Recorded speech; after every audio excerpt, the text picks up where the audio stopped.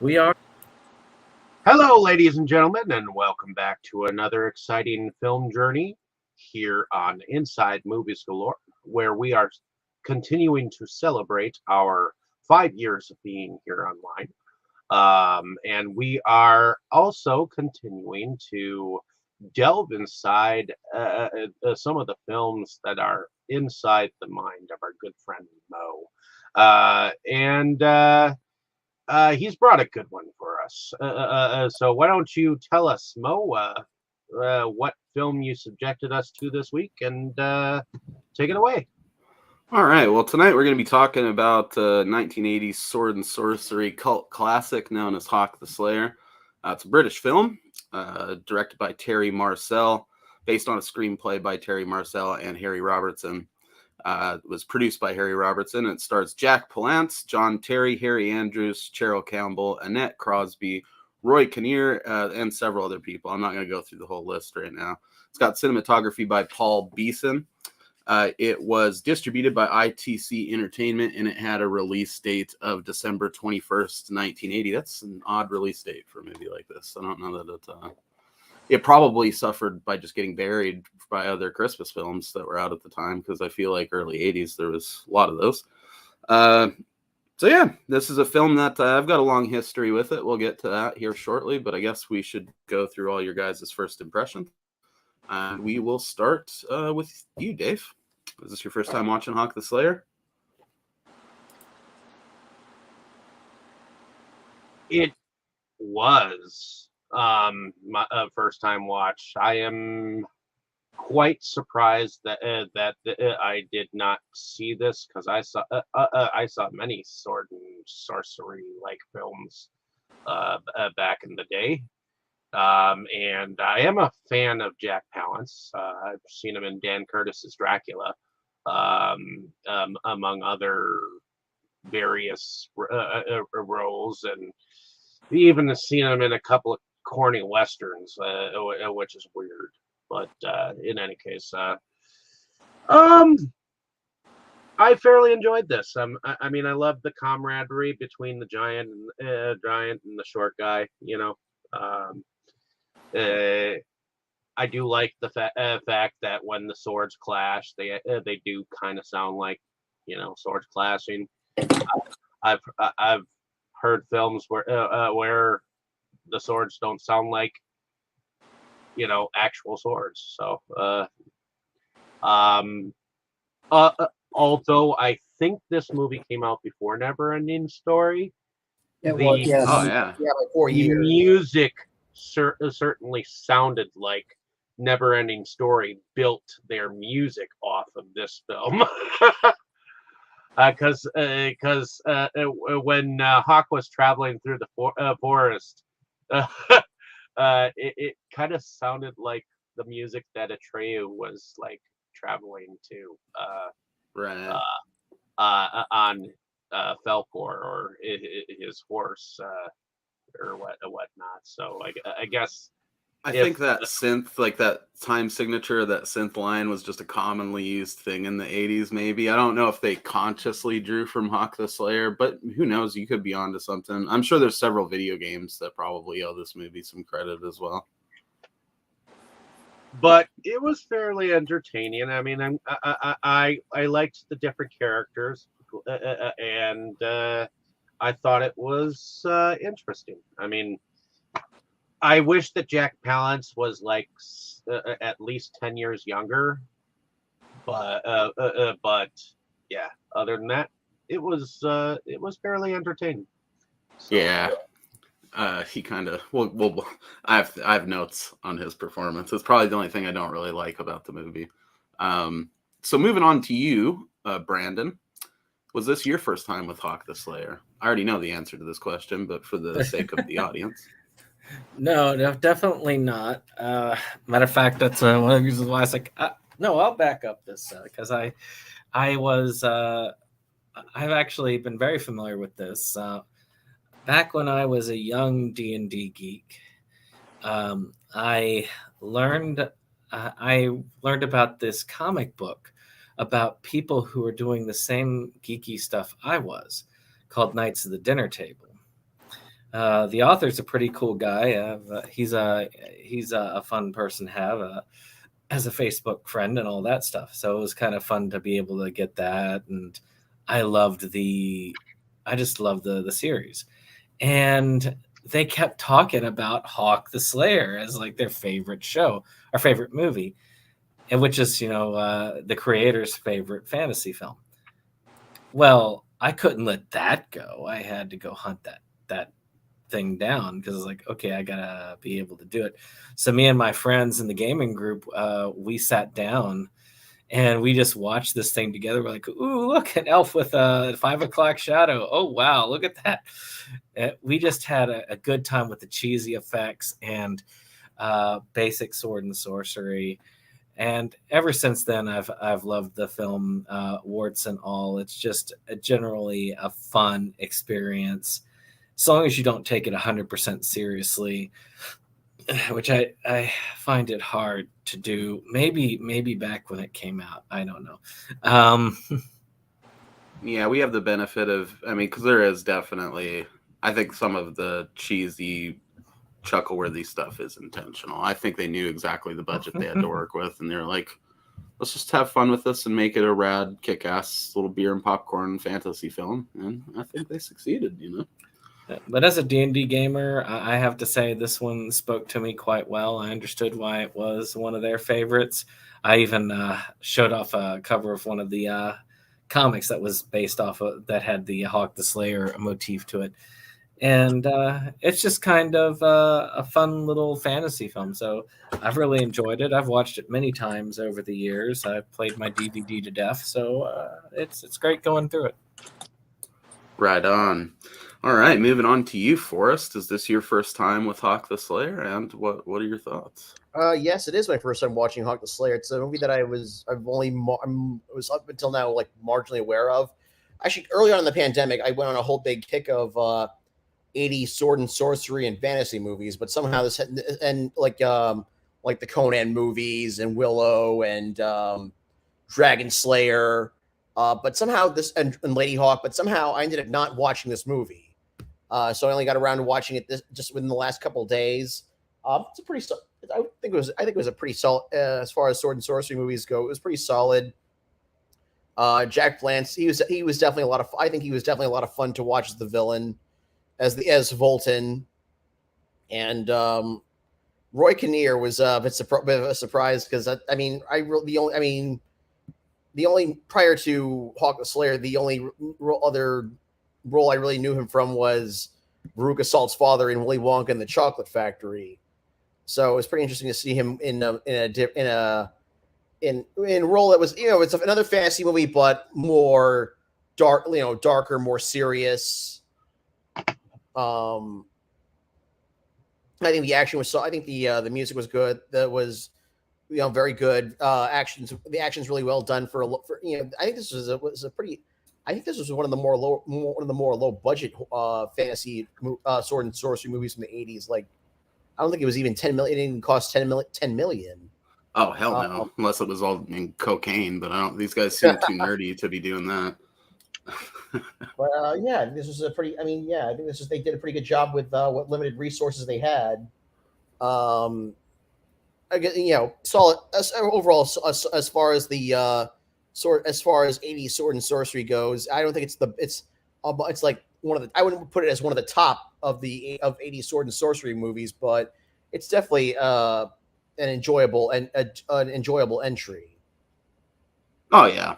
There's certainly ones that are better that are like you touched on, millions of dollars more expensive, but yeah, for being I guess an earlier example of low budget like fantasy shit like this, it's pretty solid. It's I'll touch more on that in my impressions, but yeah, they did a hell of a job with the budget that they had. I'll put it this way: it's no Conan the Barbarian, but but it was fun. Yeah, the Conan the Barbarian is like proper Major League Baseball, and these guys are like the dudes from the movie Major League. If you were to grade it in tiers, you know what I mean? But, so basically, Conan would be the Yankees, and Hawk the Slayer would be the Indians. Mm-hmm. That's great. That's a perfect description. So moving on to you, Gort. Was this your first time with this? Oh, that's Dave. I thought that was Kroll. Usually he changes it. So I guess on to you, Tammy. Was this your first time with Hawk the Slayer, and how did you find it? I believe so. I mean, I've watched a lot of the sword, movies too, sword and fantasy movies. So I don't. Little bits and pieces look somewhat familiar, but yeah, I thought it was a lot of fun. Yeah, it was a little bit cheesy in some spots and everything, but for the most part, I really I enjoyed it. It was I liked all of the different fantasy characters that were in it. So that you just didn't just have the good guy and the bad guy. You had the other you know characters. So Yeah, like the and random scumbag highwaymen you just meet in a world like this. Too many fantasy movies either spend their whole time slicing and dicing those dudes or don't show enough of them. well, Hawk, I like think, there has a was good the balance. witch and there was the dwarf and there was the just a variety of people in it. And then of all things you have the nuns and Yeah, I always find that comical. so yeah it was a lot of fun. I enjoyed it. That's good to hear. I'm glad. So on to you, Kroll. Was this? I think this is probably your first time. This is definitely a movie I've mentioned to you several times throughout the years, but it used to not be the easiest thing to just go watch. So how did you find it, or did you indeed eventually check it out at some point? This was the first time I watched, which is surprising because of in the 80s I was watching a lot of movies like this, and there was a lot of them, and I just somehow missed this one. So it's first time watch for me. I did enjoy it. I enjoyed Darth Palance. Yeah. Um, it was a decent movie. Definitely a lot of cheesiness. Now, one big complaint I have is it definitely needs a better release. Because I when they were talking, it was so low. I had to turn my volume up to like 60, right? And when they did like certain noises, certain sounds, especially like in the forest with that like almost screaming like sound, it was killing my ears. Like it was so fucking loud, and it Yeah. really sucked. I mean, that's my Did biggest you watch complaint. the rip that Brandon put in there? No, I watched it on Plex TV. Oh, I don't even know which one that was. See, it looked like the one that Brandon shared had way better picture quality than the VHS PS one that I have, but mine had really good audio. So shoot, if you were fine with ads, Freevee had it, and that's off of Amazon Prime, so you can watch it with commercials on there. We watched it. It only when I looked on my TV, I looked through the remote app and it just showed Plex, so that's where I watched it. And that's a perfectly fair complaint, dude. I mean, and obviously that's not the fault of the film. That's the fault of people not keeping it in print and like with proper releases. Someone needs to find a master of this and do like we were talking about before we went on air and give it like a really nice collector's edition because it deserves it.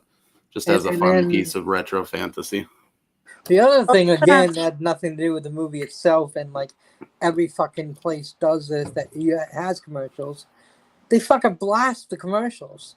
Like, what the fuck? I had to mute the fucking commercials because it was so fucking loud, I mean, well, even on Tubi, I couldn't find my remote, so I had to use my remote app, and so I couldn't like do anything on my phone because I had to keep the phone on because as soon as the commercial came on, I wanted to mute it because it was so fucking loud. Again, not the movie's fault, but right. What were you saying, Tammy? Point that out in my experience watching even on Tubi, some of the background audio and like the part where he was talking about Crow was talking about with the screeching in the woods, that was like really like ear piercing, even on Tubi. Yes. See, I got to give him that. Those old Shawnee Ramon over there at VHS PS. Me and Dave did an interview with him and Chris Seaver. If anyone wants to check that out, it was real fun. They did a good job of like it felt like they like remastered the audio almost, and they put that sweet Slayer song on the menu music. It's a nice release. It's just none of the pictures ever going to be good on any version of Hawk the Slayer that you watch, because all of them are basically sourced from old VHS rips, and depending on the quality those were in at the time they were digitized, you're just kind of getting what you're getting. And that's the unfortunate part of movies like these that don't have up-to-date releases, you know. Yeah, like I said, most of the sound, some of the sound effects were just really, really rough and really hard with the volume up higher, you know. But I can imagine. Without the volume up that high, I had no fucking clue what they were saying. I couldn't hear it, you know, which again, you know, may not necessarily be the movie's fault because, you know, I'm partially deaf, but, you know, it's just annoying that a lot of the older movies do that. And it's just because of this one what was we've definitely described, you know, like people got to go dig out those masters and give us proper versions of them that are, you know, up to code to what we watch this shit on nowadays, you know. Yeah, definitely. But other than that, you enjoyed it? Yeah. I enjoyed it. Other than that, I mean, the magic was a little crazy, but you know, it had magic in it. You know, so it had everybody. You know, mostly a D&D party. You know, that's exactly what it reminded me of. Nice D&D party. Seemed like they had a barbarian and two warriors, but the second warrior was almost like a dwarf. I mean, he was called a dwarf, but he wasn't technically a dwarf. But so he was kind of like that dwarf warrior, and then Hawk, of course, is the human warrior. Yeah, he had some powers because of the sword, but yeah. I mean, they were missing a cleric, though. They definitely could have used a cleric. Well, that was the nuns right there. Well, I was thinking that, but the nuns betrayed them for us. A nun betrayed them. Well, okay, but still, and to be fair, we'll dive into the weeds of that when we get to that scene. They weren't really that good about healing. She wasn't without her good sense in maybe trying to do that, but I get why she did it, but you know, still, it was like the Hawk is there to help them, and you know, there was one that was good about healing, but they abducted her. Well, yeah, that doesn't help. So, yeah. Now the wizard or the witch, whatever you want to call her, she was good. Yeah, she's badass. She had a weird look about her, but oh, I love it. With that fake patch on eye. I've seen them done like that in other stuff before too, which may very well be drawing influence from Hawk the Slayer. Yeah, but where it's like the old haggy witches with the bandage over their eyes, and then they've got like an eye in the middle of it. It doesn't really look like, other than the eye, she doesn't really look like a witch, which is why I call her wizard, because yeah, she doesn't really look like their typical witch the way they make the witches look. She looked more like a wizard, and they never really specified what she was. They call her, I think, just woman, but she's just a general sorceress, you know, witch, whatever you want to call it. The one dude calls her a witch at the beginning. I think I'd call her a wizard or sorceress. Sorceress works, yeah. She's just some magic bitch in the woods, man. She was trying to cure the pig. But you know me, that's all we really know. I love wizards. I mean, she looks pretty witchy to me, but I guess, you know. I always figured witch is the female, wizard is the male. It's a strange distinction to hear that you're making, Kroll. I've only ever seen that in Harry Potter, so. I don't know. It seems pretty normal. It varies throughout fantasy fiction, you know what I mean? Because I've definitely seen lots of witches depicted like that, where she's like all shrouded up. I love that you don't see her face at first and all that. She's one of my favorite characters. But yeah, they've got a good motley crew in here. It's well balanced for the most part, you know. It could be more defined, but I think this existed maybe before some of those clearly defined like perfect group makeup roles kind of maybe even existed, you know what I mean? Yeah. Because this is 1980 after all, which means in all likelihood it was 79 when they were making. Well, I mean, Dungeons and Dragons had already been out, but Yeah, for a few years. So Jake, was this your first time with Hawk the Slayer, and how did you find it?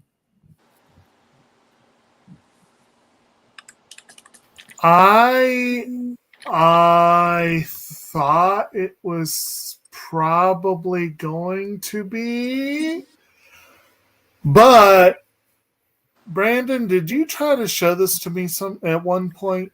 Oh, I would have shown it to the gaming group at some point because I showed it to every gaming group I've been with. So okay, that might have been it. You might have put it on at a game night. That might have been it because I feel like I saw it before, but I really don't think I saw the whole thing.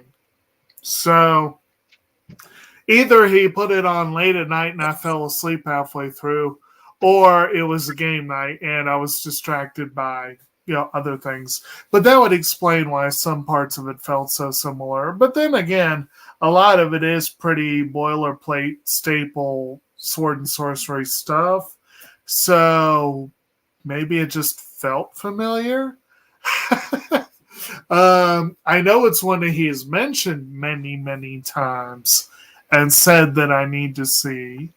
I know Mo, you've mentioned it many times. It's a movie that was on my radar, but I can't swear to it that whether it was the first or but it was probably my first time watching it with pretty direct focus. So let's put it that way. One of your favorites too, if you probably he probably mentioned it a lot too, and it could very well have been that you guys were both like, "Why haven't you seen this?" But and overall, I was a little surprised, honestly, at how much it almost felt more like the gamers than like a proper movie release. And I don't really mean that in a bad way.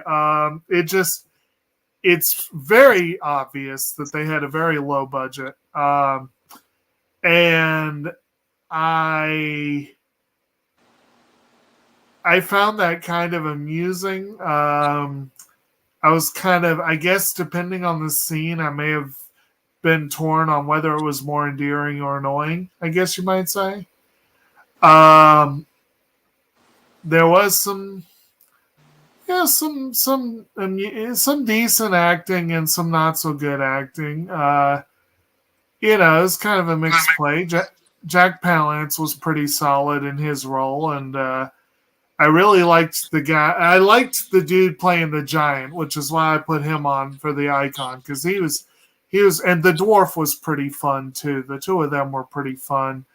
But the elf was very wooden, like very, very, very wooden. Yeah, it was. But he had a sweet 5 o'clock shadow. But overall, it was pretty good. It was pretty fun. I would definitely see this as one that I could see why it would have nostalgia value, but without that lens, I could see it being something I'll probably completely forget in a couple of years, maybe sooner. So, yeah. Maybe if you guys were having more of those game nights where you just threw it on the side too, you would develop more of a connection to it. Like, oh yeah, I do like this scene, And the movie is kind of perfectly set up where you could just watch it on the side of doing stuff like that. I could definitely see this as a good kind of background movie, or kind of, your lazy afternoon, you want something on in the background. I could definitely see that, or like you said, for a game night, like a and party flick, throw it on and just put like some Manowar, right? Like just put it on mute and just let it play as imagery. And not to jump the gun too much, but I know next week's movie is one that I watched a lot as a kid. Nice. And I could see this being one that would fall into that category of something that, like, if you grew up with it, you would definitely go like, yeah, I like that one. I'd wait for the spandex and the porno stashes, and next week's movie would make it pretty endearing for people now still, though. Yes. I can't wait to do that discussion. Yeah, they didn't really. I didn't really see much spandex or porno stashes in this one. Sadly, that might have. Yeah, that might have made all the difference. You know? I think it would have. You know, it would have upped the production value by at least a couple of points. You know. So this movie for me is one that I got into through a buddy of mine, Keegan, same dude who turned me on to, you know, the samurai flicks for the most part and stuff. And he knew that I was into stuff like Deathstalkers and Conan and Crawl and all that. Actually, I think I might have found out about Crawl only a couple of years before this. So that one was still pretty new to me. And I was probably super hyped on it, talking all the time about it. And I'm sure that the similarities between like the whole, you know, group of varied adventurers going on a quest aspect that's similar between the two is why he recommended this. And I just pretty much immediately fell in love with it. You know, it's a kind of exactly what you'd imagine if, because let's be honest, as brilliant as we all feel like we are when we write up some D&D campaign or something, if you acted it out in real life, this is probably as good as we could do it. You know, it's not going to be no Lord of the Rings, you know. So I don't know. We had some pretty solid acting in the courtroom scene last night. I can imagine. But you know, it's like it's got that scrappy, low budget vibe, which I think lent to me immediately sort of associating it with Dungeons and Dragons and like a do-it-yourself fantasy kind of a thing. And it's just a lot of fun. You know, I like that it's everything about it that could probably be looked at as a flaw, I think just kind of works for Hawk the Slayer, you know, even down to the weird editing tricks they do in place of like certain like action sequences and whatnot. It just kind of works for the movie because it has this tone to it that just makes it feel low budget and scrappy, like right from the get go. Hey Jacob, at least you weren't dismissed as a good witness because of your religion. Right. I worship Tiamat, so I was obviously not a good witness. Because Tiamat probably not dragon. But yeah, I mean, I don't know, man. I just loved that it has that like perfect throw it on, drink some beers, play some D&D with your friends, or just, you know, kind of watch it on the side vibe going as well. It quickly became a regular part of my rotation. And yeah, here we are. I mean, I just like the movie a lot. I recommend it to people that I know are into fantasy stuff because it's just kind of perfect baseline fantasy, you know, and it's old and most people missed it. So it's kind of like that. Oh, cool. Yeah. I could see how I would have loved that if I'd seen it back then, or this is pretty rad. You know, you're either going to like just sort of love it or just kind of be like, it's pretty fun. You know, I don't think I've ever met anybody that hated Hawk the Slayer because it's just, how could you hate this movie? You know? It's so adorable. So yeah, I like it a lot. And it's one that I've definitely shown to my kid a couple of times. And I think it was pretty, you know, instrumental in her immediately being able to recognize sort of the basic fantasy tropes and other stuff as she's grown up, you know, because it gives you a lot of them, you know, with like out a ton of excess information so that it's real easy to absorb. Yeah, that's kind of the gist of my first impressions, I guess. I mean, I immediately loved it, and I've continued to love it, and I will continue to love it. It's no Conan, like Forrest said. No, it's not even a Krull. It's probably a worse movie than all of the Deathstalker films, just because they had a bunch of Coke money going around when they were making those, so they could just pump money into some of them, even though they probably didn't deserve it, but I would have liked to have seen what this dude could have done with future sequels because he had an immediate one planned called Hawk the Destroyer, which was supposed to come out in 1981. I'm sure that title would have changed because of, you know, the whole Conan thing. But, you know, he was supposedly scouting locations for it, and then it just never came to pass. Later on in 2015, they were supposed to put together one called Hawk the Hunter, which was going to be a prequel film That never went anywhere as well. And now we have some comics that actually came out, I believe, this year. I haven't checked them out, so I can't tell you what they are, but I do know that they are a prequel. Well, they're written by Garth Ennis. Yep. Creator of The Boys. So, and I'm a huge fan of his work on The Boys and Preacher and The Punisher. So, yeah. Preacher were awesome. I said Boys and Preacher were awesome. Yeah, dude, he's writing. Right, yeah. Same dude who wrote majority of Punisher Max, I believe. Yeah, he's the dude who's writing the Hawk the Slayer comics right now. Yeah, so I'm definitely gonna have to check this out. Yeah, you know it's savage, but yeah, so it's like cool to see it at least getting some attention still from obviously those people. And the dude that created it, or the dudes are still interested. They're still somehow attached to all of it and like interested in doing something with the story, you know. So a lot of people would have cranked this out and just forgotten about it, but it got a good cult following, and I think that kept those guys on board, which is cool. So I guess how we're basically going to do this is sort of similar to how we did Lone Wolf and Cub, where we're just going to do the flashback stuff and then talk about the bulk of the plot. Because I don't want to try to sort out when we flash between the shit, and they don't even really do it in necessarily interesting ways in this, like they kind of attempted to in Lone Wolf and Cub. So they're just random flashbacks that all create, you know, the backstory. So basically, Hawk, our hero, is, you know, just a hero. He's just a brown-haired dude. That's Jack Palance's little brother for some reason. Don't know what was going on with his parents. Their dad was probably just making it with random princesses. So because the age difference is pretty bad. I wanted to say the father was definitely a player, having had his first child at age 3, because the actor that plays the father was born in 1960. Yeah. And Jack Palance was born in 1919. Right. Yeah, I mean, that's what they call precocious, I believe.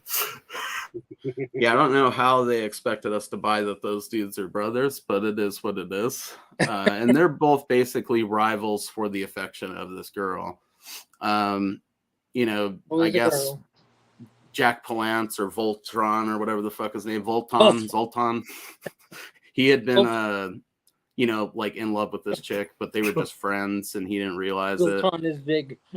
And so she's basically like friend zoning him, and she's more interested in Hawk because they're similar in age. He thinks it's, you know, because Hawk has like poisoned her against him with his silver tongue. They're old. It has nothing to do with his fucking gnarly turkey neck or anything.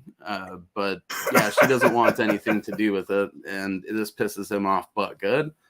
So he eventually, you know, basically confronts them in the woods, ends up trying to kill his brother, essentially, for stealing his woman. You know, his woman ends up blinding Zoltan in one of his eyes and disfiguring part of his face. And, you know, he's pretty pissed about that.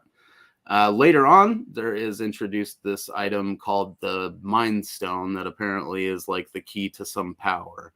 It fits into this sword called the Mind Sword, and then gives the bearer, whoever is like attached to it, the ability to like summon the sword and, you know, swing it around real quick. What's that, Dave? I was gonna say, which I think is the secret that he was that Voltan was trying to beat out of his father before he like. Oh yeah, that's where we're at right now, basically. Which, you know, Voltan decides he's gonna go forcibly take the thing, and he ends up killing his dad, and that's essentially the entirety of the flashback stuff. We got to talk about this, and honestly, this is one of the reasons why you should have things planned out in case of death, just in case.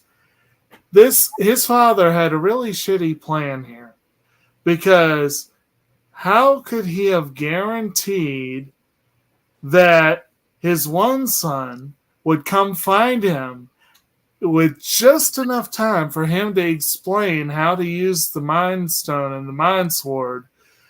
That seems like the case, because he never said a thing to him. And then it's like, So it just really seems like really poor planning, and he got really lucky. For sure. Hey, can we talk real quick about Bolton? Isn't he just the most like comically evil character? He's just like, I'll kill children, destroy villages. Yes, even slavers aren't evil enough for me. He's just like kind of like that guy's like, I'm evil. Why? I'm evil. I feel like that. Like he's like Dr. Evil. He's just comically so. Yeah. Well, yeah, he's cool, evil for the sake of being evil. That helmet is cool. Exactly. I mean, he's basically like Montgomery Burns, basically just evil just for the hell of it, But also, I wanted to comment on the sword. I think this. I feel like the sword was kind of like, I don't know if they're trying harder to evoke a lightsaber or Mjolnir, or if it was sort of a combination of both. The whole summoning, you can summon straight to your hand, and then it just like slowly floated to his hand, and I was like, all right, that's a powerful I mean, they're for sword. sure. There's some Star Wars shit in here. I mean, shit. Even look at the poster. Right. It's got a very. There's Star Wars in the DNA for sure. Well, and there's even like a part later where. What's that? The Star Wars was done the year before. It's not surprising that they're kind of using a similar like stance. The year before? Well, no, this was the year that Empire came out. Star Wars was Star Wars is 77. Yeah. Okay. Like I said, this was the year Empire came out. So, but yeah, Star Wars was on everyone's mind at that Empire time. was 81. I mean, between that and sure Volton's helmet. Let's see. I could have sworn they were 3 years apart. Nope. Maybe when they were being made, obviously. And Return of the Jedi was 83. But yeah, between the Mind Sword and Volton's helmet, there's definitely a Star Wars thing going on that's impossible to try to like defend. I wonder if these guys were asked if they would even bother. They would just say like either totally it's Star Wars, or oh shit, it is Star Wars. Because like you said, it was on everyone's mind whether they were thinking it or not. May 1980. Which actually, this one came out. Let's see here. This one came out in late 1980. Yeah, it was even came out in the Empire. UK in December. Yeah. And there's even the movie starts out with a guy that's missing a hand from a sword fight. I mean, that seems like a pretty big coincidence combined with the other stuff as well. So. Coincidence, indeed. Right. So what do we think about the flashback sequences? I mean, I know I kind of basically just threw them all together in chronological order, but that's for the sake of us not having to try to figure out where they fit into the rest of the movie. I can kind of see why they were fighting over her. She's pretty hot. I could see why she wouldn't want to date Jack Palance, like, even if the dude was not in the picture, though, because... Wow, that's your father. Yeah, right. That's like some Hugh Hefner shit there. Like, and he doesn't even have a sweet bathrobe. I mean, he might. I was thinking he had a pretty sweet bathrobe in Batman. That's true. Yeah. That's right. Give him his what was his character in that one? Grissom. He was a Grissom. Yes. So give him Grissom's duds and that sweet 70s porn stash you were talking about earlier. Yeah. And there you go. That'll draw the attention away from that turkey neck for sure. Yeah, I mean, I don't know, dude. I think it's almost kind of cheesy. I think the cheesiest bits of the movie maybe are those flashbacks.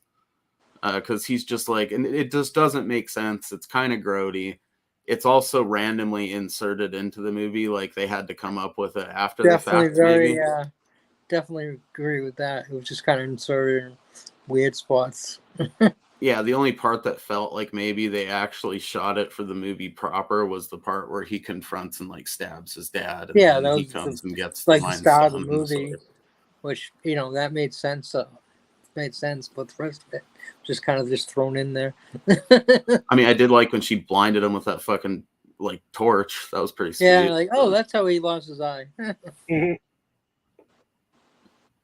And then that led to obviously like him meeting a sweet wizard that we don't ever get explained to us randomly throughout the movie to get his eye cured. Has no bearing on the rest of the movie. I don't think there's ever a point where they're in the middle of like action or anything and he's like, oh goddamn my eye. No, there is a part where the little dwarf kicks him and he's like, son of a bitch, and he has to run to that like evil wizard and get his eye healed again. Yeah. Well, But it's just kind of pointless to the movie as a whole, but obviously there's meant to be sequels. So it would be more of a thing like when he dies, that evil one was gonna bring him back to life. So I mean, they totally set up for a sequel and just never happened. I guess. Wait, is that so? What were you saying, Dave? I was saying that they came across. Hawk came across the witch because she was being tortured by a couple. Oh yeah, we're getting there. We're talking about the intro sequence right now, or basically the intro and the flashbacks, the backstory between these, with the whole love triangle and him killing the girl and getting his eye burned off, and then obviously him. I mean, it explains what needs to be explained. So yeah, it's there. I guess it was necessary, but I don't know. At that moment, she was more of a healer than a witch. Just she was being persecuted as a witch because people were dumb. So it fits in the persecutions. Yeah, I thought that was a good touch, and it sort of immediately, once we get out there, introduces Hawk as like a good hero and whatnot. So I guess we could start that part of it now, because unless anybody else has anything crucial to add to those flashback sequences, the bulk of the movie, it doesn't really come into play till the end, I guess, when they're in the castle siege and Hawk is like kind of, we'll get there. But they'll come back around then. But I mean, it establishes it well enough, I guess. So basically, the bulk of the film starts with this wounded soldier wandering into this abbey, right? You get the sense, that some time has passed or whatever since the initial events of the film. Go ahead.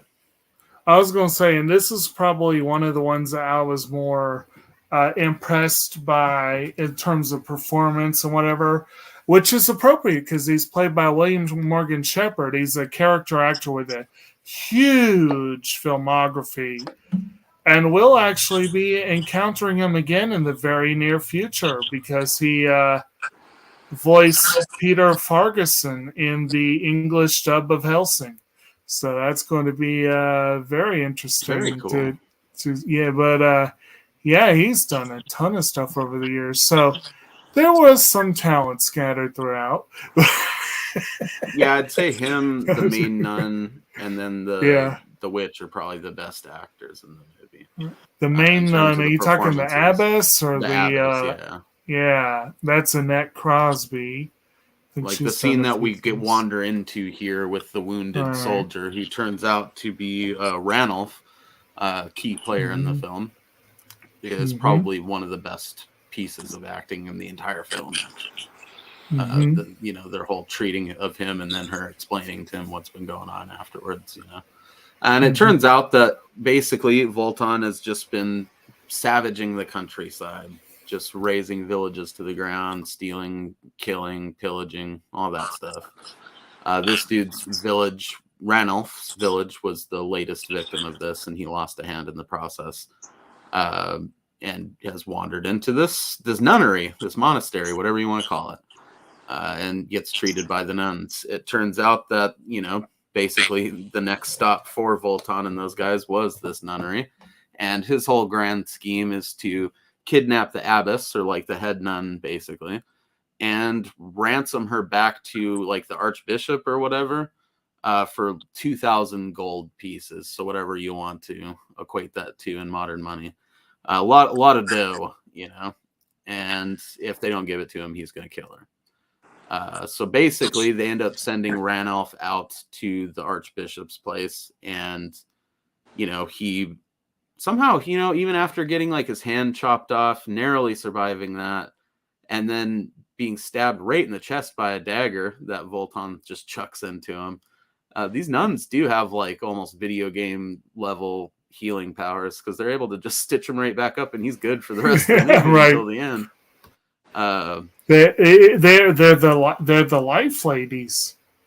Yeah, pretty much. So he goes to the Archbishop, and the Archbishop's like, shit, Dragon there's Warrior. not too much we can do other than try to, raise the funds for it, basically, or get her back, and the only person he can think of that could do this is this warrior that's, known to go around and basically fight for the cause of good. And that turns out to be Hawk, our main man, the younger brother of Voltan who received the Mind Sword, all that good junk. So he basically sends Ranulph out to find Hawk. I don't know. What you guys got? Any thoughts on Ranulph as a character right off the bat, or these scenes, or this whole scheme of kidnapping the nun? It's kind of I agree with Tammy. It's a bizarre thing to see in these types of films. Yeah, I like the auto crossbow. bizarre. It's kind of His Oh, yeah. was pretty cool. I think he's a decent character. Mhm. He's he's a lucky son of a bitch too. yeah. Survives Ultron, survives him, and then he's gonna get killed by these two guys because he murdered someone that was trying to kill him, and he gets saved again by the person he was looking for. I guess and we were talking about this as in terms of gaming before, but I guess in gaming terms, we do have some people who are getting some really, really good roles. Probably probably a lot of nat 20s going around in this. Oh, for sure. Yeah. But But I gotta say, honestly, as far as the scheme, it seems really like if this guy is really this great evil mastermind, this is a really sad scheme. it kind of is. There's not much to it. I mean, it almost is a Dr. Evil scheme. Right.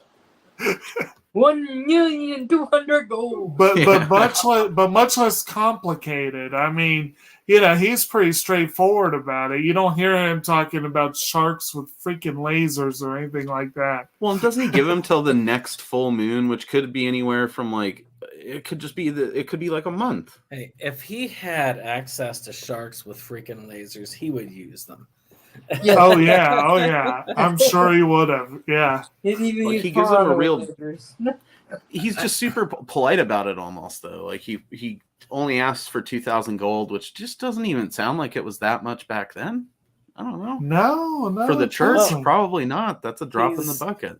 He's predictably evil. He's asking for the money so he can take it, so he can get their coffers open. He's just going to kill the nun anyway and to burn the church. Yeah.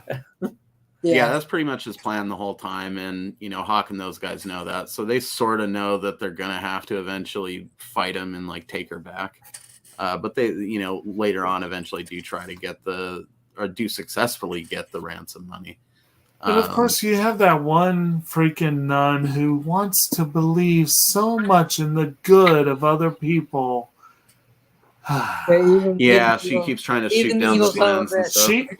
She definitely rolled a 1 on her sense motive. Now, when I think they first run into the witch, or he does before that, or around that. I think it's right beforehand, pretty much. I swear they just needed to substitute the Monty Python and the Holy Grail witch scene right there. It's like, is she made of wood?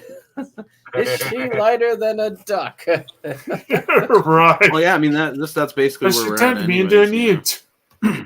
There's these guys roughing up this lady tied to a tree, or they're getting ready to burn her actually, because she was healing a pig, which I just always get a chuckle out of. Like, really, why? I don't know. I don't know that I would go by and even if I would, but I'm not a witch. I'm not a forest witch, He was secretly hoping that pig would die so he could make some bacon. Right. And naturally, anyone who takes your bacon away, obviously you're going to want to burn them as a burn witch. That's Yeah. I'm we're on taking it my now. bacon and my sausage away. What's wrong with you? She but- turned me into a newt.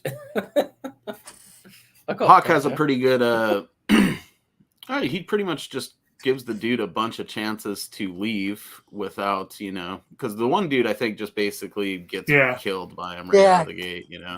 No, he ran away. He runs away. He runs away. Yeah. He shoots the arrow at him, And he deflects sword it, and then he's like, "Fuck and this!" the guy's and like, "Fuck, I'm out of here." And then he gives that other dude like a million chances to just go the fuck away, and he just keeps pushing it, and he's forced to eventually cut him down. Yeah. Which establishes him, because he's kind of like that through the whole movie. They don't really start just killing people until the end, pretty much, or people that, unless they're like those slavers and shit. But Hawk seems, like he's out there genuinely trying. He's not trying to like abuse that power to be all crazy like Voltan, which is precisely why his dad gave him the sword and not Jack Palance. There's some times where he looked like he was real angry to be in the fucking costume in this movie. I think the heat was getting to him. It's sweaty. But yeah, I mean, it's, it establishes him real good as a character. He makes a new friend right out of the gate, and it sets up the entire course for the rest of the film, because pretty shortly after that, he does run into Ranulph, who is in the process of just about getting murdered by these two really fucking spicy woodsmen in their throwing axes. Probably one of my favorite scenes in the movie for some reason. I don't know.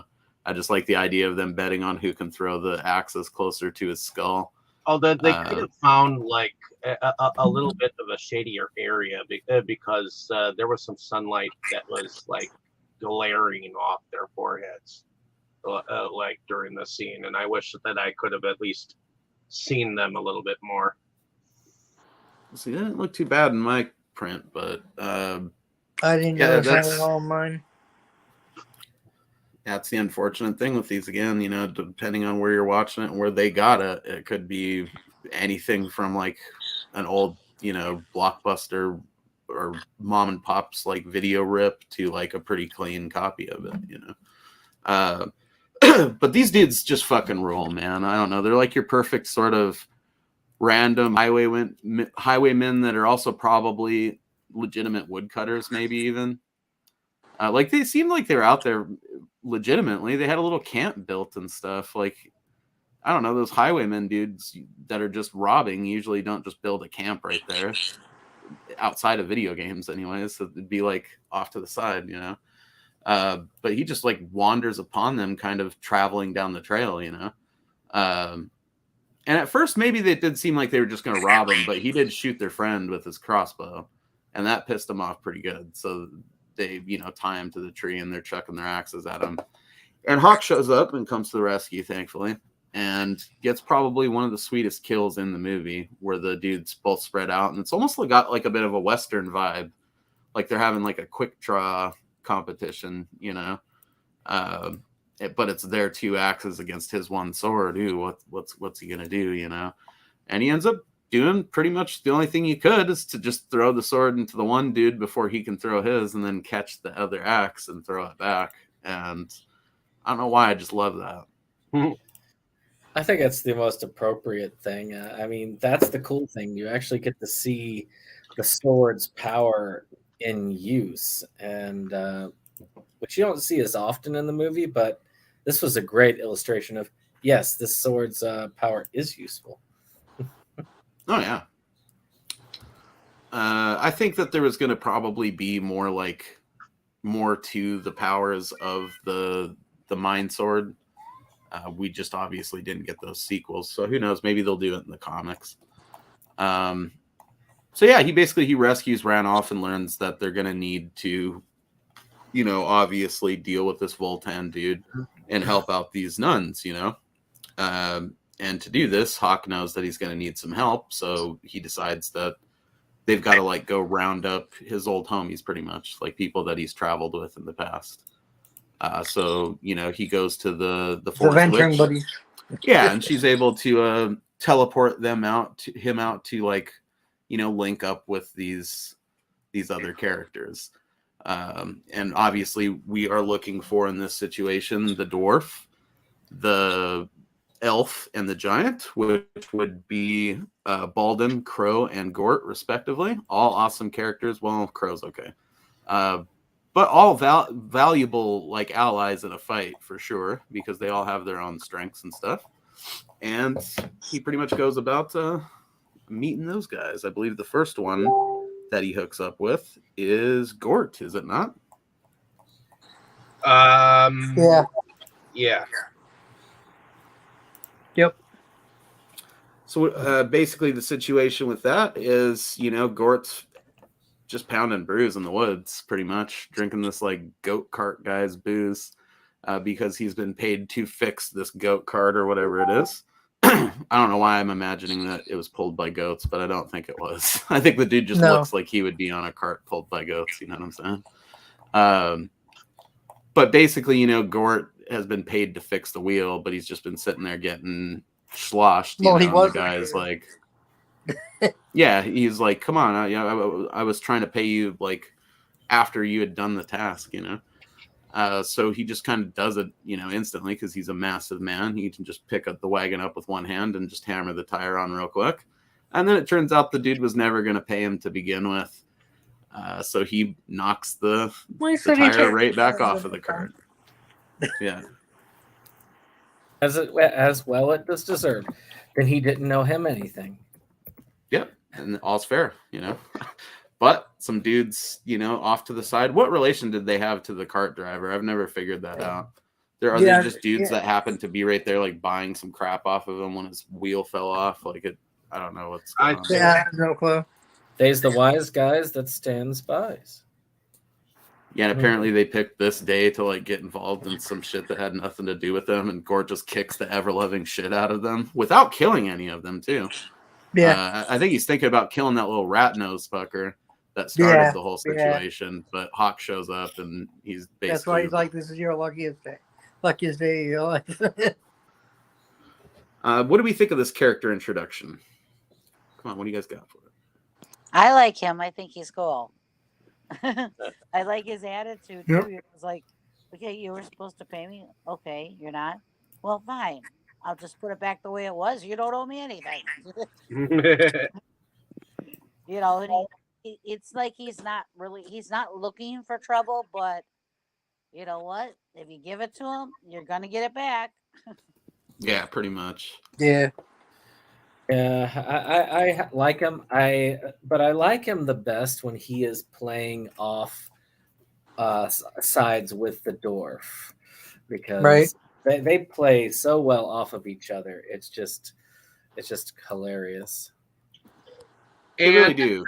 The giant is played by Bernard Bresslaw, which I've actually seen him in when he was playing in the Carry On troupe from the British comedy Carry On, like Carry On Doctor, and Carry On Nurse, and a bunch of the earlier films, because there's like a 36 film thing that these comedians in this Carry On troupe do, and he was in a lot of the original ones. So I could see that. He's got a natural like charm and humor to him, and I really like that he's like, not that they could have done this with the budget of this movie, but if you were to add a giant into an adventuring party like this, I would want it to be a giant like he is, where it's like believable, not like somebody that looks comically large, if that makes sense.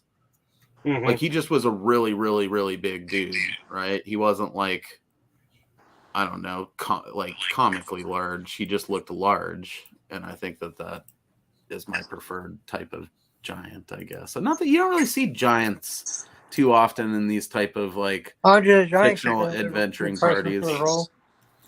See, he's almost on the side of like if he was in this movie, I think he would have appeared comically large next to the other people. He works in adventure. I mean, God rest his soul, dude was comically large, like you ever see that picture of him holding a beer can? It's adorable. No, it's great, dude. It looks like he's holding like a little can of peaches or something, like those little ones you get in like your lunch pack for school, Damn. That's funny. It's crazy, but that's basically what I'm getting at. That's a great thing to bring into it on. I remember those little bitty beer cans we got in our lunch packs at school. He played in It's an Oregon thing. But you know what I'm saying? Like, he's big, but not stupid big. He played in Jabberwocky as the landlord as well. So, Interesting. I mean, this dude, he just seems like a giant you would possibly see around back then. You know, more commonly, like just a really big dude. Like the guy "Whoa, who that guy's a played giant," Gimli was a really big guy. John Rhys Davies. Oh yeah, I mean, I don't know if he's like super huge, but he's large. He's a big guy. Man. Point being, though, I like this dude a lot. I like the direction that they went with him too, making him like a comical character and not just a big dumb brute. You know. Yeah, David. He is pretty dumb though. But and you also get a little bit of pathos in there too, where he has that kind of little flirty thing going on with the one nun who ends up getting it. Yeah, I felt sad for when that happened, but yeah, that was a bummer. Yeah. But pretty much, you know, after they collect the giant, they head off to collect the elf crow, and he's basically at a blacksmith. Everything happens in the woods in this, which I imagine is just also what life was probably like in medieval times a lot of the time. Yeah. There wasn't just a billion towns and cities everywhere. A lot of times you're just in the woods at some sheep dude's house getting fucking arrowheads made, you know. And these guys are trying to pull a scam on him where they like challenge him to, well, they're really just trying to kill him and rob him. They do this elaborate thing where they challenge him to like an archery contest. I don't think they wanted to kill him after that. I think they just wanted to rob him. No, they were going to stab him and take his stuff. The guy got pissed off and he's like, you know, we'll sell this way, and you know. I mean, the guy was clearly going to stab him in the back, right, as he was aiming the arrow. I thought he was going to cut the bow. I thought he was going to cut the string. Yeah, I don't know. Like me. It seemed pretty clear they had sinister intent either way, but Hawk obviously comes in, you know, and basically tells them that they've got to just do the contest, but leave the stakes the same, you know, because they both wagered like a bag of gold. Which initially I thought they were just going to maybe scam the thing too, but then the guy's like behind them with a knife, you know, so it could go either way. But I mean, I wouldn't even have been mad at him if they just scammed him out of a bag of gold with some rigged archery contest. That's fair play, you know. I think that would have been a better way of doing it, but I guess the guy who's with him didn't really think that far. Yeah. So pretty much, you know, Hawk comes into it. They end up losing, and he gets all the money. But the archer dude that, you know, was part of this duo of robbers isn't having that, and he basically challenges him to what amounts to another quick draw fight in this movie. A duel. Yeah, I mean, it's very much. I feel like, and including Jack Palance, who is also known for doing some westerns, I think that there's a fair amount of that in the DNA of this as well. Because there's not a ton of these movies that have quick draw duels, especially not between swords and throwing axes. You know, definitely not bows and arrows. That's definitely unique, but I liked it. Yeah, they it was do cool. a pretty good job of. I like how the guy's like, I didn't even see the arrow move. Like, you know, you just, you know, it's so fast that you didn't even see it, which is, you know, makes sense. It was a fucking elf, you know, like see him duel an elf with bows and arrows. They do a good job of making him look like a pretty good quick draw.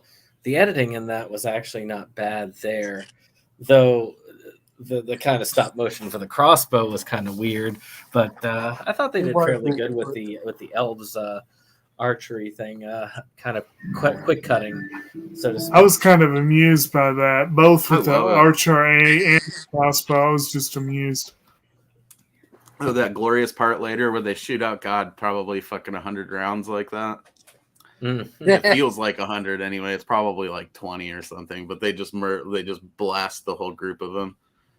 With those quick cut, like rapid fire. Yeah, between the elf and the auto crossbow, it was just like arrows going everywhere. I like the little touch with Crow where they talk about how, like, or he talks about how, you know, I think that's later in the movie. We don't really get much information about him at first. He's just an elf. The dudes that are scamming him, I think, straight up say that they've never seen anybody like him before. So that might even explain why he would be pissed off and like just challenging this elf to a fucking archery battle, because he doesn't know that they're like these epic archers, you know. But there is, you know, they flesh him out a little bit later when he talks about, basically gives, you know, the Tolkien backstory of that their race is all going to get together and leave one day and be forgotten or whatever. Which I thought was a nice touch. It kind of roots it in fantasy that we're familiar with, you know, but without going into detail needlessly. It's just kind of plugged in there and make of it what you will.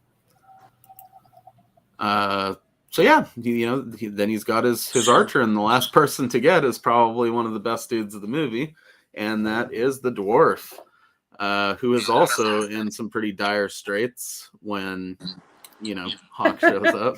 Luckily, those priests were not a good shot. I love that. Rest easy. What was it? Or lie still, ugly one, or whatever. Yeah. Well, that that was Patrick McGee as that lead priest there. He's an ex-Hammer actor, but also he played the writer that was set upon in A Clockwork Orange. Oh wow. Yeah, I didn't notice him. That's neat. I loved how calm he was. I didn't realize the priests were just like deal. how matter of fact their tone was when they were doing it. It was just hilarious. Yeah, they're just telling him, like, you know, once the raft catches flames, your ashes will mingle with the water below. Yeah, and he's just like, what the fuck? I think he got knocked out by a girl and then just woke up like that. Getting sacrificed by some weird toga cult in the woods. Yeah. And I love how his reaction to being saved is to just immediately eat an entire raw fish.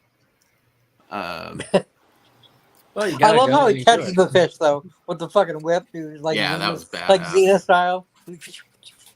You know what? This movie almost does kind of... It reminds me of Xena a little bit in certain ways in the production quality. We'll probably talk more about that later, but there's like almost like a retro Xena quality to the whole proceedings here, and a lot about the way that it's shot during certain scenes too.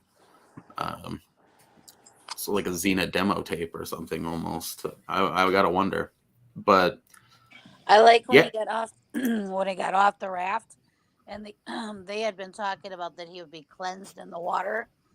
And when he got free on the raft, and he goes and jumps in the water and goes, "Oh, what the heck!" and jumps in the water.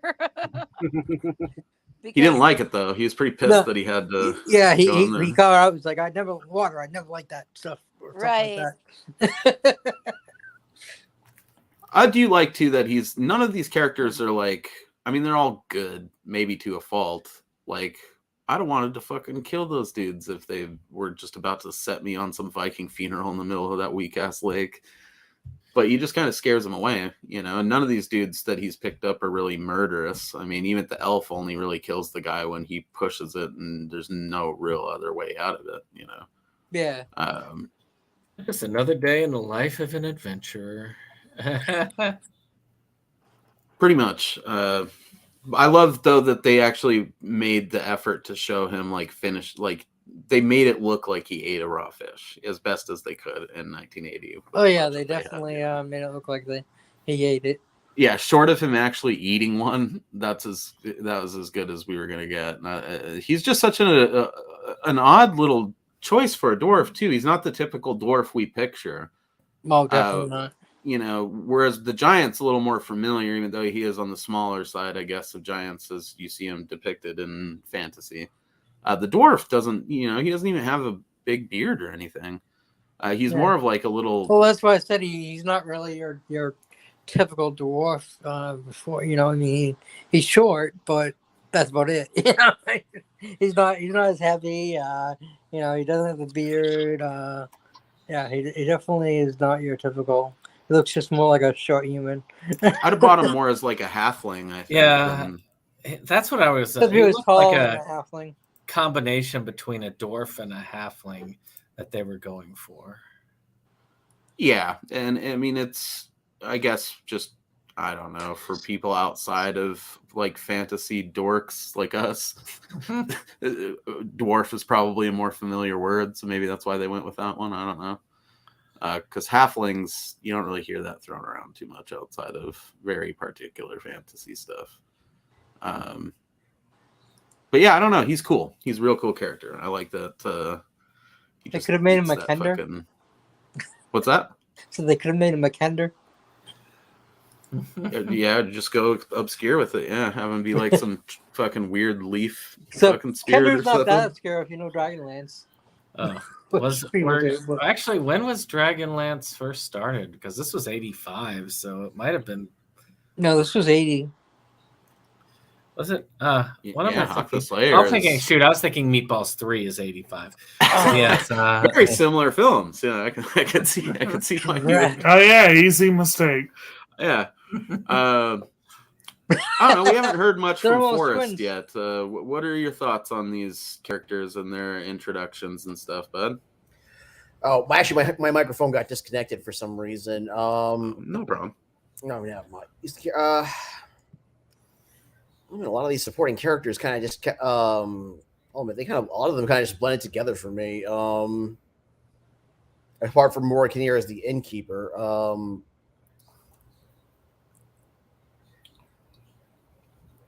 I was talking more about the main party, right? Oh, like the dwarf, the elf, the giant. I don't know what you would call Renalf. He's just the old dude. Right. And then I guess he's kind of Rodolph would be kind of the Gandalf or the Obi-Wan of the group. he reminds me a lot of a character like towards the last third of Game of Thrones, but I can't remember for the life. And maybe he's in the whole thing, but I can't for the life of me remember the dude's name. By the way, Dragonlance was 84, so yeah, it was out. So Hawk, this movie. Hawk predated it. They wouldn't have been able to use Kender. Nope. Anyway, any thoughts on those main characters, Forrest, or any of their intros? Any of the ones you find particularly stand out to you? Not really. I don't know. I kind of find like the whole kind of the group itself a little bit kind of forgettable, compared to say Hawk and Volton. Yeah, Hawk's pretty cool. Yeah. I like him quite a bit. I guess this is a good time to touch on him because we haven't really, other than briefly talking about the swords. But he seems like an all right dude with a good like moral compass, obviously. But I think that they really he had a good look to him in this role. He even looks badass on the poster. He's got they those- didn't have to those change his look that much for Penetrating it. eyes. They just made him buffer on the poster. That's it. Like he looks that cool in the movie. Has his Han Solo outfit going. Yeah. That He's like Han Solo and Luke Skywalker. And his bangs. I don't know, man. I mean, I think, one could be forgiven for saying that by today's standards, especially, the group is very basic fantasy makeup. It's like a squad for a session of Gauntlet, or it's like a Final Fantasy party sort of basic D&D squad of dudes. You could, whatever analogy or comparison you want to make, they are basic, but it was 1980. I think D&D only existed for like 8 years at that point, right? Like, yeah. There wasn't a lot of this stuff as far as proper fantasy to really build off of other than that. So it was pretty basic times for it. It was in its what do you call it? Like, infancy. Yeah, 1974. Right, so only like 4 years, and chances are lots of these dudes over in Britain had barely played it or weren't even playing it, but were just nerdy enough to be aware of the character sort of archetypes or whatever. And those probably existed in all types of fantasy outside of Tolkien stuff by that point, right? So it's like... It's not about like your typical... It's not about them being super outspoken or but it's a lot about their interactions. And I think that the interactions, I mean, like the dude with the auto crossbow, it's all about the auto crossbow. But, things like the interactions between the dwarf and the giant, or even the elf's aloofness, I think they go very well together in a way that you wouldn't get normally. So, I mean, I do feel like that brings them a little bit of individuality. And even the witch seems like she sort of doesn't want to be left out of the stuff at a couple of points in the movie. And she becomes integral to like the actual battle later on. But there's a couple of ways that she says things at different points where it's like she didn't even want to be left behind when they left before, but they just kind of come use her teleport powers. And then Hawk's like, no, we'll be back or whatever. It's just a bummer because she's rad. But yeah, she is. She's the best character. I'm a sucker for these kind of movies. It's also why I love Krull so much. It's got that like quest party, sort of a thing. Everybody gets like their little 7 samurai intro. It's just fun. I don't know. It's a fun way to introduce the characters, but it is, I'll give it to anybody that would claim some of them are kind of like less memorable or basic, because they are, but it's sign of the times, really, I guess. So, once the crew is together, basically their plan becomes to figure out what the fuck Hawk wants to do. He's sort of, I think, torn between maybe just, the nuns really just want him to like get the money and pay the ransom and get the abbess back. But he's convinced, he knows that Voltan's not going to just give her back. He's going to try to kill her either way. Yep. And then they'll just be without the money and the abbess, He's got his own stake in it, obviously. He wants revenge against Voltan. He wants him to die by this blade for killing, his woman. You killed my father, prepared to die. Right. So, and the funny thing is, it didn't even seem like either of them were actively looking for each other until this whole scheme with the nuns fucking came about. Right. He's just like, you will die by my blade, and then Hawk just wanders around the fucking woods doing good deeds. Like, what the fuck? That was another thing that that was another issue. I didn't think too hard into it, because I figured, like, if you think too hard into the flaws, you're just going to pick the movie apart. But if they're like blood enemies, they're really, really lackadaisical about it. Right. Well, I guess I liken it to like a real D&D session. Sometimes they meander a little bit. Right. Totally true.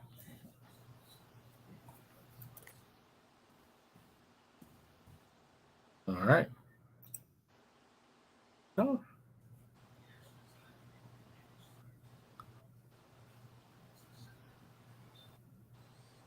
All right. I feel like they just basically try to lure him out with the money. Right? So the next phase of the movie is they've actually got to go get this money.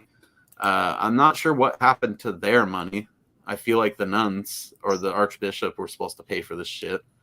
But Hawk and the dudes eventually end up tasked with like getting the money, and the only way they can get the money is to basically rob these slavers, which is one of the most badass sequences in the movie for sure. Yeah, I mean, it was pretty much let the bad people do use their money for something good. It was kind of one of those things which is always cool. So the nuns use like this virtuous bullshit to trick them into doing the dirty work so they don't have to pay for it.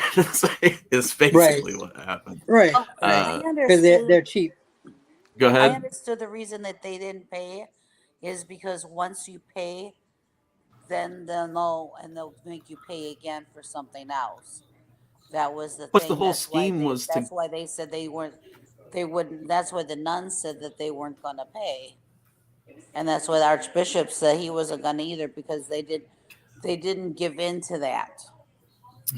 It's nonsense. Okay, yeah, you're right. The archbishop did say he wasn't going to pay for it, and then I think once they get back there, the nuns convinced them that they need to at least try with the ransom or whatever.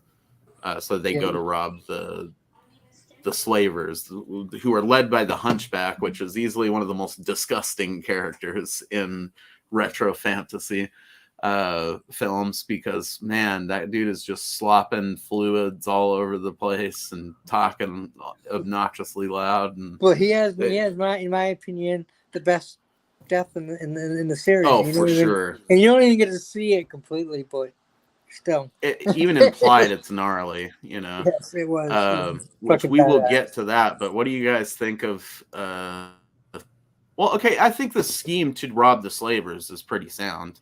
Obviously, if you're gonna like kill and rob some dudes, they're a good option because they're pieces of shit that are slaving people off, you know.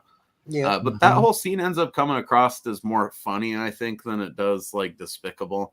I like how he's yelling at those dudes because they're like, these guys aren't, you know, as good as the last ones. He's like, what? Check out this motherfucker's bicep. It's not your typical slavers in these type of movies, because in these type of movies usually it's women that are being sold into slavery. So well, yeah.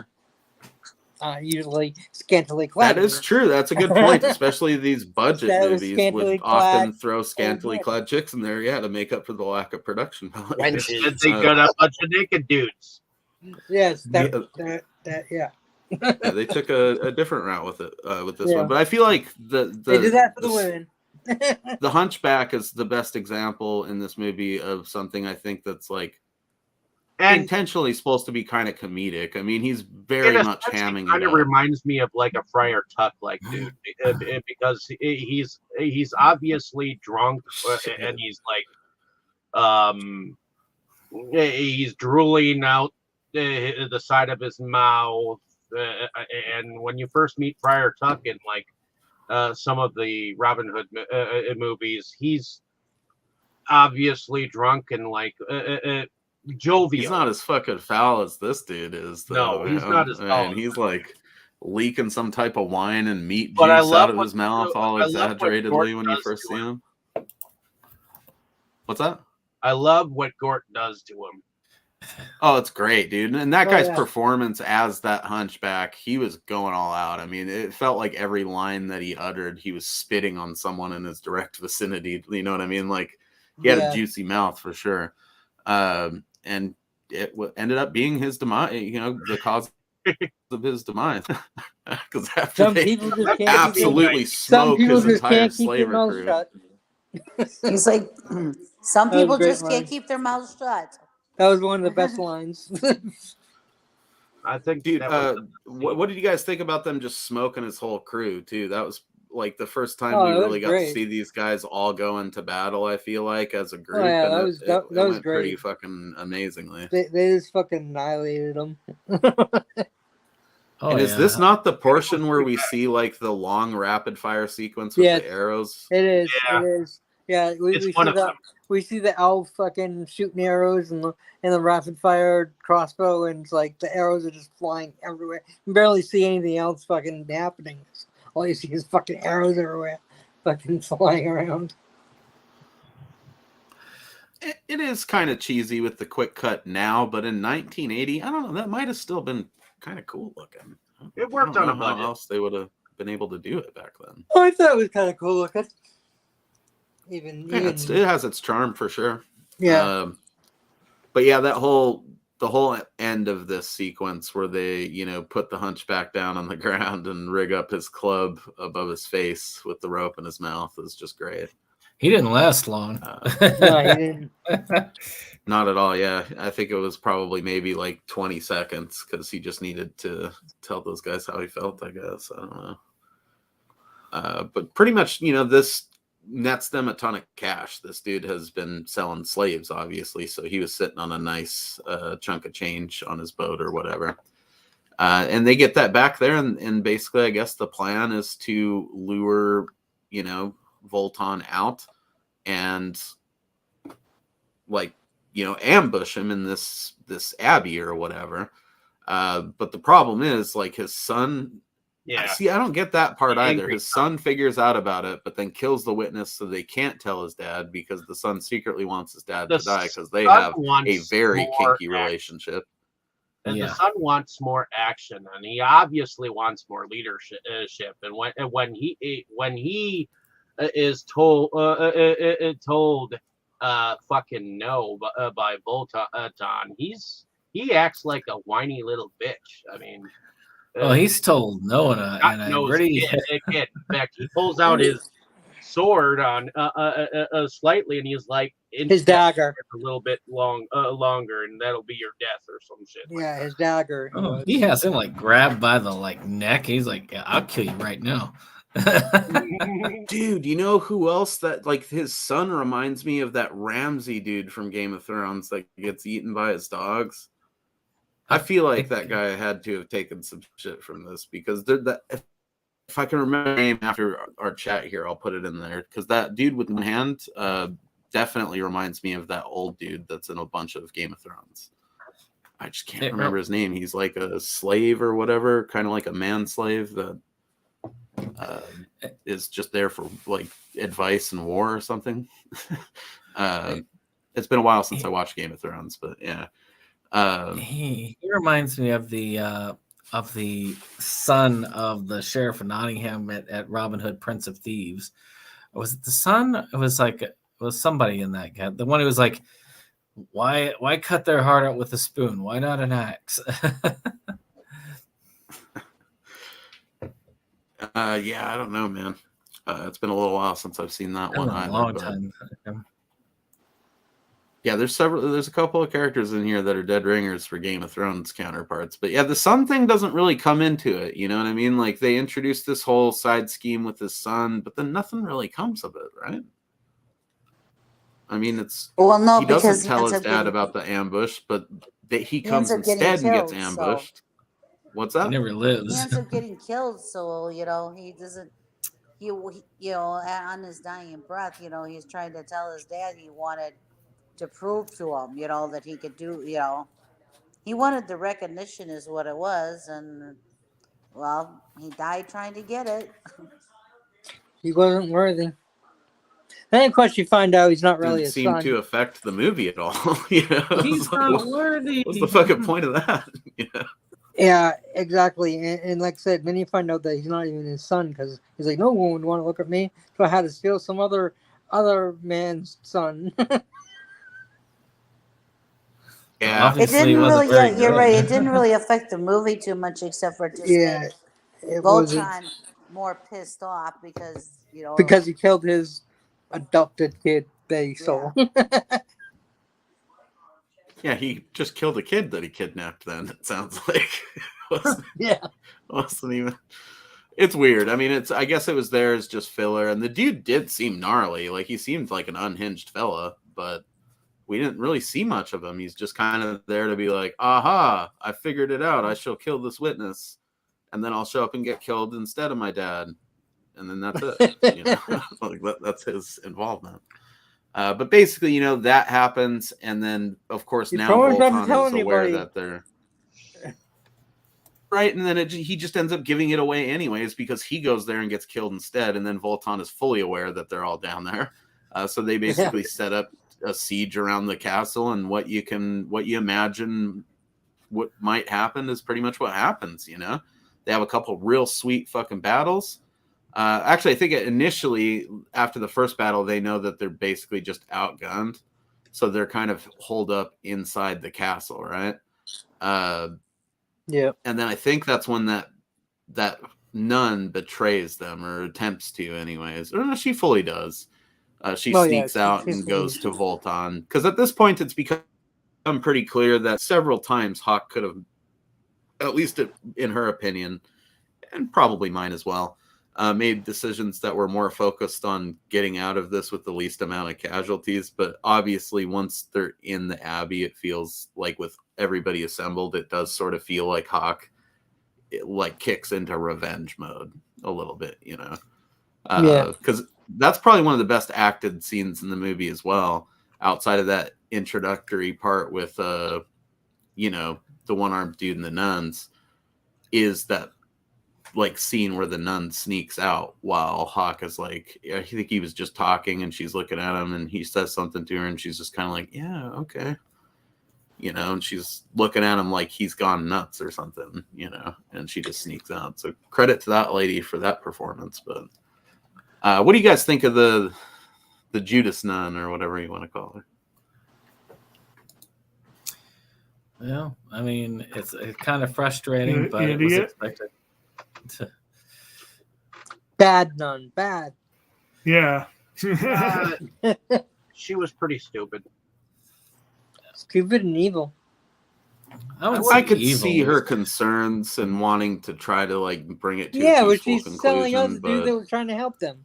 yeah, at a certain point, you maybe just gotta listen to the dude who actually knows the believed in guy outside. She believed, like many people during like the Crusades, that everything was provided for by God, and anything else was evil. So. He certainly provided a good dagger to her belly because it didn't fucking work out in her favor. Right. And all this really results in is her letting them inside. Actually, it results kind of in the death of our beloved little dwarf buddy. But yeah, he kind of caused that himself almost as well. True. He did get a good one. He got probably the best shot in on Voltan in the entire movie, though. He kicked him right in his bad eye and made him fucking go bitch mode real quick. Went crawling back to his fancy wizard in the dark, you know? Yep. But yeah, pretty much, you know, they come in and just tie everybody up and then just leave them there. He's like, Voltan does his cackling villain speech, gets kicked in the face and just kind of leaves them all there to think about what they've done, I guess. I don't know. He goes to this like he goes to his own Sith Lord yeah, that's get healed by like some strange power, you know, and that dark wizard is always like talking about the Mind Stone and how he also needs to get, you know, I'll heal your face, but if you got time, you really got to get that thing from that dude, you know. Imagine that was sequel seeds right there, because we don't, you know, obviously based on the ending, we were supposed to learn more about that in the subsequent films, right, you know, but I guess that is a character we haven't talked about, is that Sith Lord, as Dave called it. What do you guys think about that whole element of it? I mean, again, obviously there's no payoff, but it is intriguing. Yeah, I feel like it was more set up for the sequel that we never got. And there's so much of this that's kind of sad, because I really would have loved to have seen the sequel to this. The wizard character the dark wizard was kind of a cool character. And in truth, it would have been really, really fun to see that one used more. But I do feel like they were saving the character for more use when they brought him back in the next movie, which, well, yeah. Yeah, maybe the comics, because it's supposed to be the sequel. So yeah, I imagine. I mean, I don't think they'll stop at just a prequel, especially if they've got the blessing of the dude that's doing it. But who knows? Yeah, I don't know. Basically, I think after, you know, they get tied up and he leaves them there in an extended timeout while he goes and gets a facial real quick. You know, they end up escaping. They leave one dude to fucking watch them all.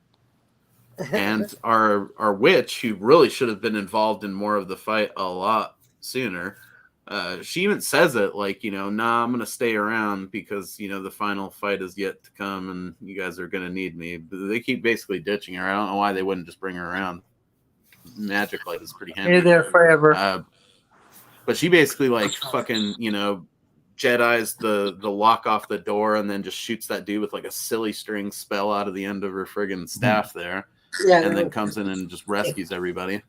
Or sets you them still free. had the silly string stuff all over them too. They couldn't move or whatever with it.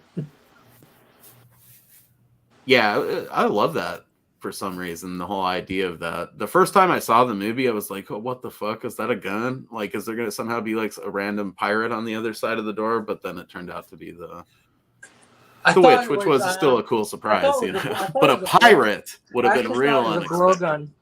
It looked like a blowgun to me. So that's what I thought it was. Like some type of like a flintlock thing, you know. Yeah, I thought it was a blowgun, and she was gonna, you know, shoot a dart and paralyze him or something, or knock him out or whatever with it. And All I know is I thought it looked pretty. It was kind of amusing that it looked like Yeah. silly string, you know. Encasing a dude in silly string isn't a bad way to incapacitate him either, but She like, prefers Yeah, I was Paralyzing silly amused string. by that. I saw that. I'm like, is that really? It looks like. Okay. oh, I've got to work that into a It's D&D game at some point, paralyzing or silly some type string. of yeah. It's good stuff. And then they're basically stuck inside the castle. Though she's freed them, but like literally his whole dark army or whatever is outside, and he's camped like right outside the door. So they're sort of stuck still. Right. And they're At least they're grossly not tied up. outnumbered, Go ahead. That's at least not tied up. That's true. So now that they're there, they've kind of got to decide if they want to try to just kill all these dudes or what. I mean, they don't really have an option. I don't know why they're so concerned about this, because they've proven several times in the movie that them being outnumbered doesn't mean anything. They've got rapid fire codes on their fucking weapons. Yeah. They've got cheat codes. And they got an elven fucking badass. But this does mark the first time that we've seen the witch get involved in the combat. So this is our only real full party battle of the movie. I love how she starts those smog things going, and then they just come in and whip everyone's ass. It's satisfying. How about the little when she pulls those little balls of color balls in? Oh, that's badass, dude. And her teleporting thing was surprisingly awesome, the way they animated it for the movie with those rotating rings and stuff. For 1980, that's pretty crazy. It reminded me of the rings in Superman the movie when they put Zod and Non and Ursa in the rings, and then they got flown into the Phantom Zone. I see what you're saying. Yeah, it definitely reminded me of those rings. I like how it looked like also snow. came out in 1980. So yeah, it did kind of look like I love snow. that too, Tammy. The whole snow effect thing, that was so badass, and it just made their fighting look even more badass with them flailing around in the snow and stuff. Yeah, it's a glorious really cool. sequence. That whole portion of the movie is awesome. It's way cooler than the final fight, which is okay, but those final group fights are pretty goddamn badass. And that one with the witch getting involved is easily my favorite of them. And then I can't remember exactly where that leaves us after that, though. I think they make it all the way, Hawk makes it all the way into Voltan's tent, but he's got the nun lady right there with a dagger to her throat, so there's nothing they can really do. And then they're like, we've done enough, man. We thinned out his numbers or whatever. Let's retreat back into the castle, kind of a thing. And I think in the process of the whole battle at the end, Rustov ends up getting stabbed in the back, I think it is, and Crow ends up getting wounded, because at the end of the movie he's just left to recuperate with the nuns or whatever. So it pretty much just leaves Gort and Hawk to handle the rest of it, And then am I wrong in thinking they get captured again? Or Gort does? Yeah, he does. They chain him up after That's the nun gets killed in front of him that he likes, or he's Yeah. kind of soft to. Yeah. They knock him out. The guy comes up behind him and knocks him out, and then they chain him up. And then the battle actually is they strip Hawk of his stuff, and then that's when they find out. Vulcan finds out that Hawk has got, the sword. gift, Yeah. because that's what I thought. I remember because Hawk frees one of his hands at one point, and Gort's Right. able to get free and become, part of that. But basically, all that's left after that, I think, is the final showdown between him and Jack Palance, which is, I feel decent. It's probably the best you could expect out of Jack or I don't know. It was probably, could they afford a stunt double for him? I feel like, I don't know. What do you guys think of our final battle? Let's go around the table here and just because there's several things that this movie has going for it, and then there's several things that it doesn't. And the final battle, like the final showdown between, you know, Voltan and Hawk, is one of them. It's got its cool moments in it, but it's just probably the weakest fight sequence of the movie, in my opinion. Maybe some of you guys think otherwise. No, it's pretty weak. Yeah. It was a fun enough fight. I enjoyed it enough. It was all right. It was okay. It was okay. It was slow motion. It wasn't anywhere near as good as it could have been, and definitely Darth Vader and Obi-Wan was way better. It could have been a lot. It could have been better. It could have been a little longer. It could have been better. You know. But it is what it is. Do you guys have any particular favorite moments from the final battle sequences where they were fighting as a group? That's something I'd be interested to hear. Well, you know, like I said, you know, like in the witch or sorceress, you know, paralyzing the dude with silly putty, not silly putty, I mean silly string, was pretty awesome, and saving them, you know. I like the effect of the snow. I just thought that was so cool. And, you know, and it was really coming down, and they're like, you know, I thought that was just really neat. I thought it added a little bit of different, because it's like snowing inside this place, you know. It sounds corny, but it's like it did add like a dynamic quality to the fighting too, where it was like this flurry of action, you know, with a flurry of snow. It worked really well. Yeah. It was different. It was unique. We did skip over Baldin's funeral, if you want to call it that.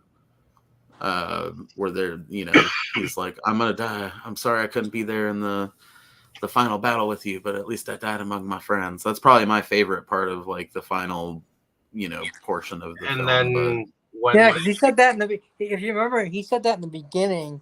Yeah. When they went to recruit him, he's like, And then- I will die with my friends, and you know, so like Yep. he knew like in the beginning. And then they actually give him a good proper burial too. I mean, the They witch- should have gave him a Viking burial. Oh my god. Go back to that scene. Good callback, but yeah, I don't think Yeah. you'd liked that. That would have been just great. What were you saying, Dave? I was saying they gave him a proper burial too. The witch put some like magical thing over his tomb so that the wild animals wouldn't like get at him. Yeah, which I thought was a really cool touch. I don't know if I'd ever heard anything like that in sort of fantasy stuff, I guess. Maybe you other guys that are older or more schooled in it can correct me if I'm wrong, but that's the first I've heard of that, where they're like, he will rest in peace. Like, literally, I'm putting a charm on him so that none of the wildlife will fuck with that's a new one for me, as far as I can think That's of. kind of like, how long would that even last, really? But hey, nice thought, though. Maybe eternity, forever, or maybe Yeah. until she dies, or who knows. which could be hundreds of years, you know. And then I imagine, I mean, does air still work behind this charm? What exactly are the physical properties of this? Is he still decaying in there? Is he still, like, when it ends, then all of a sudden, like, wherever his body has ended up, it's going to just rot right there? Who knows? Or maybe he'll just be fine dust particles in there by the time she finally dies. But yeah, it was a cool touch. But the final battle is just whack. I'm going to say it. It's just kind of whack. I mean, I feel like there's parts where they had to slow Hawk down so that he could fight with Jack Palance, and that's understandable. The dude is fucking ancient, and again, I don't know if they really had stunt doubles or what, but yeah, there's definitely not any putting that guy at that age in that fucking suit of stuff that he was wearing, and then getting him to like swing a sword. He's a great actor, but he probably wasn't the best choice for casting. he could have been in okay shape. He was only 61 at the time, so I know some people who are 61 that can do Suspension some of decent stuff. belief is a little bit hard to. Well, and Yeah, it's a also little bit hard to suspend belief when he's supposed to be his brother. Yes. Too Well, hard to also- suspend well, belief with that when he could stretch his neck skin around his entire face. well, as far as his health, though, Palance famously did push-ups on the stage when he won an Oscar, and that was 12 years after this. Oh, yeah. So he definitely was not some doddering old. You know what fogey. would have Maybe not, but doing push-ups on the stage at the Oscars is different than multiple takes of choreographed sword fight. I know, but they also said in the trivia that apparently he was actually injured by the sword and kept on going.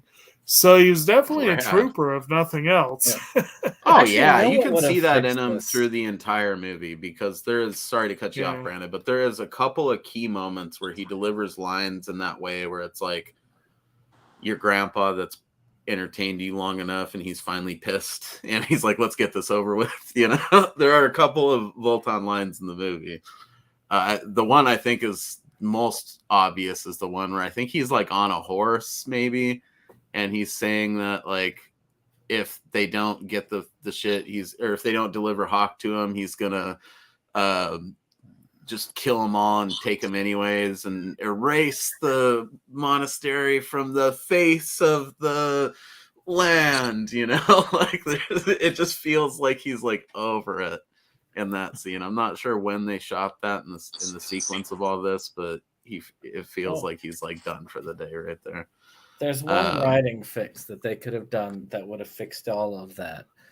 That instead of having him be Hawk's brother, have him be Hawk's uncle and the younger brother of the father. That would have made more sense. Because again, he's definitely he's only 3 years younger than the guy who played his father. So, that would be perfect. He'd be the younger. Yeah, it definitely would have made more sense.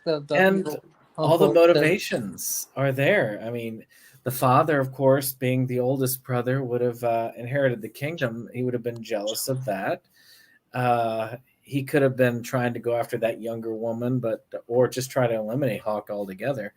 That would have been, It probably would have made it a lot more interesting. Yeah, I would have been. It would have been much more believable. Yes, than saying like, man, his father was getting it on at a really young age.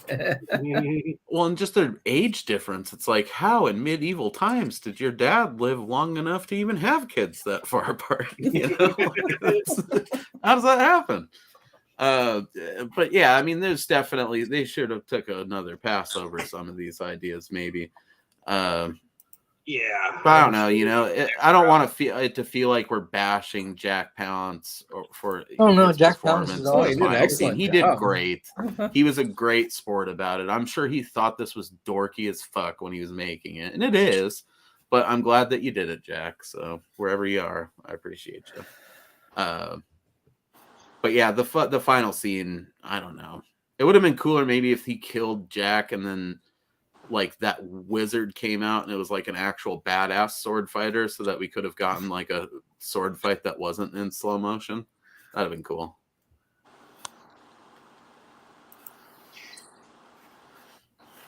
No? Okay. I don't know. It just feels like the movie has so many dynamic things, like these big sequences of awesome action that lead up to a slow motion sword fight with an old dude, and it feels a bit anticlimactic. So as much as I love the movie, that's one major criticism I've always had against it.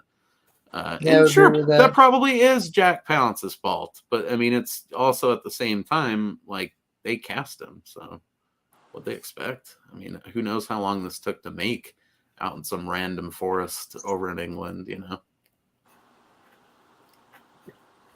Or did they even shoot it there, or was it shot somewhere that was like known for being hot? I don't know if any of you guys have the IMDb up right now. My phone died, so. Oops. They did shoot it in England. I was looking at that earlier. So it was rainy. I think I read at some point either on the movie or on IMDb, it said Pinewood Studios and on location, quote unquote. Let's see if it does list what the location is. Isn't Pinewood where they did Star Wars too? Mansfield, Nottinghamshire, England, UK, Yep. Black Park Lake, Black Park County, Country Park, Black Park Road, Wexham, Buckinghamshire, England. Yeah. You had a question? So Buckinghamshire. Ivor Heath, Buckinghamshire. I was just saying, I think that's the same studio they did Star Wars and at least the later. Star Wars shot at Elstree Studios. Yep. Yeah. Pinewood was James Bond. Pinewood was where James Bond, the Alien and Batman movies were all filmed.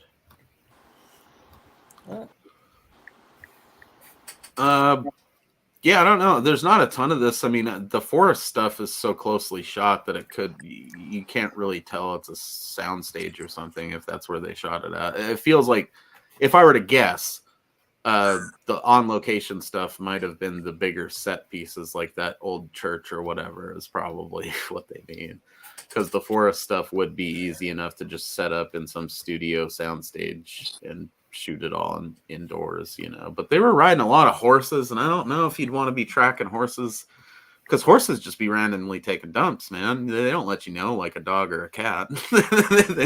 They will just shit right there on the floor, I don't know if this movie had the budget to just be having horses shit on the floor in someone's soundstage. So it might even be the opposite of what I'm saying. And the soundstage stuff was the stuff like inside the nunnery or whatever, the church. And I was then right. All the other stuff was just in random forests, The sequel movies were done at Pinewood Studios, all three. Well, so I was correct. They had some decent special effects. I figure we're moving into that territory. Overall, did you say Pinewood or Time Warp Studios, Jake? Pinewood.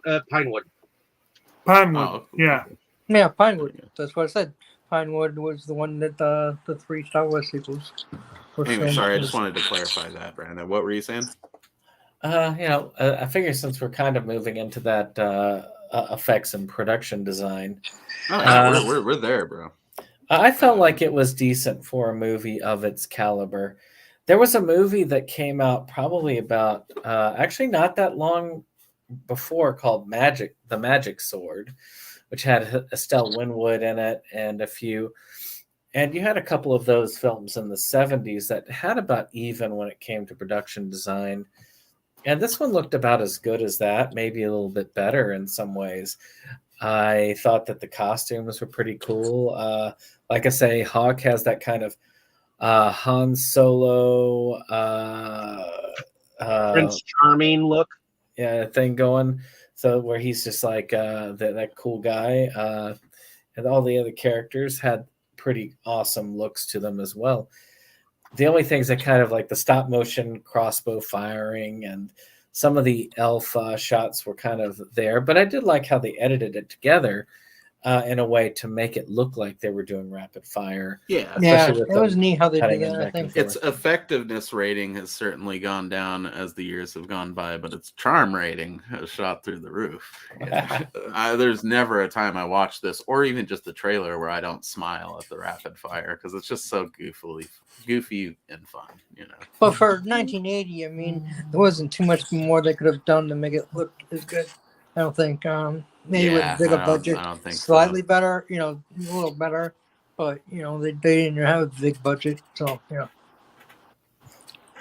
mean, if Lucasfilm had done it, probably would have been better. But I think the movie does itself a huge favor too. But firstly, touching on the general production design thing, I would agree with Brandon. I mean, it feels like fantasy that wasn't Conan back in these days just sort of looked like this for a while.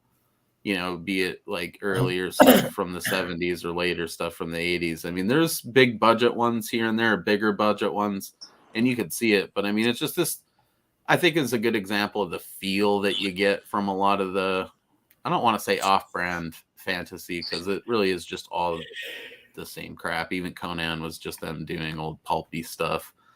It's just they put a lot of fucking money into those movies compared to some of these other ones, you know. But stuff like this set itself apart from the bigger budget stuff like Conan because of the diversity of the cast and the more actual fantasy rooted stuff from what was starting to become popular fantasy at the time, where it was more like D&D inspired shit like this. You know what I mean? And I find it fascinating that because what Krull definitely was not out at this point. That's like a mid 80s movie almost. I'd have to double check it, but I don't really want to open another tab here. I think Krull came out in 84, didn't it? 83. Such a so good it was a few years later, but Krull definitely took like because this has a little bit of Star Wars in its DNA. Krull isn't even hiding that. Like it just went full bore sci-fi fantasy, you know. And Krull was find an it odd exquisite that, film. it really is. But I think that that's like an example of fantasy taking the next leap forward as well, a film like Krull, because, dude, Deathstalkers feels like even a little cheaper than this, even though I'm pretty sure they put more money into those movies. There's like more people in the movie, but Deathstalkers definitely feels like on par or even slightly cheaper than this. Most of the shit felt that way back then. Beastmaster was kind of even an anomaly, really, when you think about it, compared to the other cheaper shit. For those of you that have HBO Max, they have Krull on there. Definitely worth checking out if you haven't seen it or watching again. If you Yeah, have. it's been a long time, so I might check it out. So I guess, I don't know, are we all in agreement, though, that generally the effects and the costumes and the sets are pretty decent in this film? Yeah, that's pretty decent. Yeah, mostly. Yeah. Well, what do you mean? What do you have some misgivings about there, Jacob?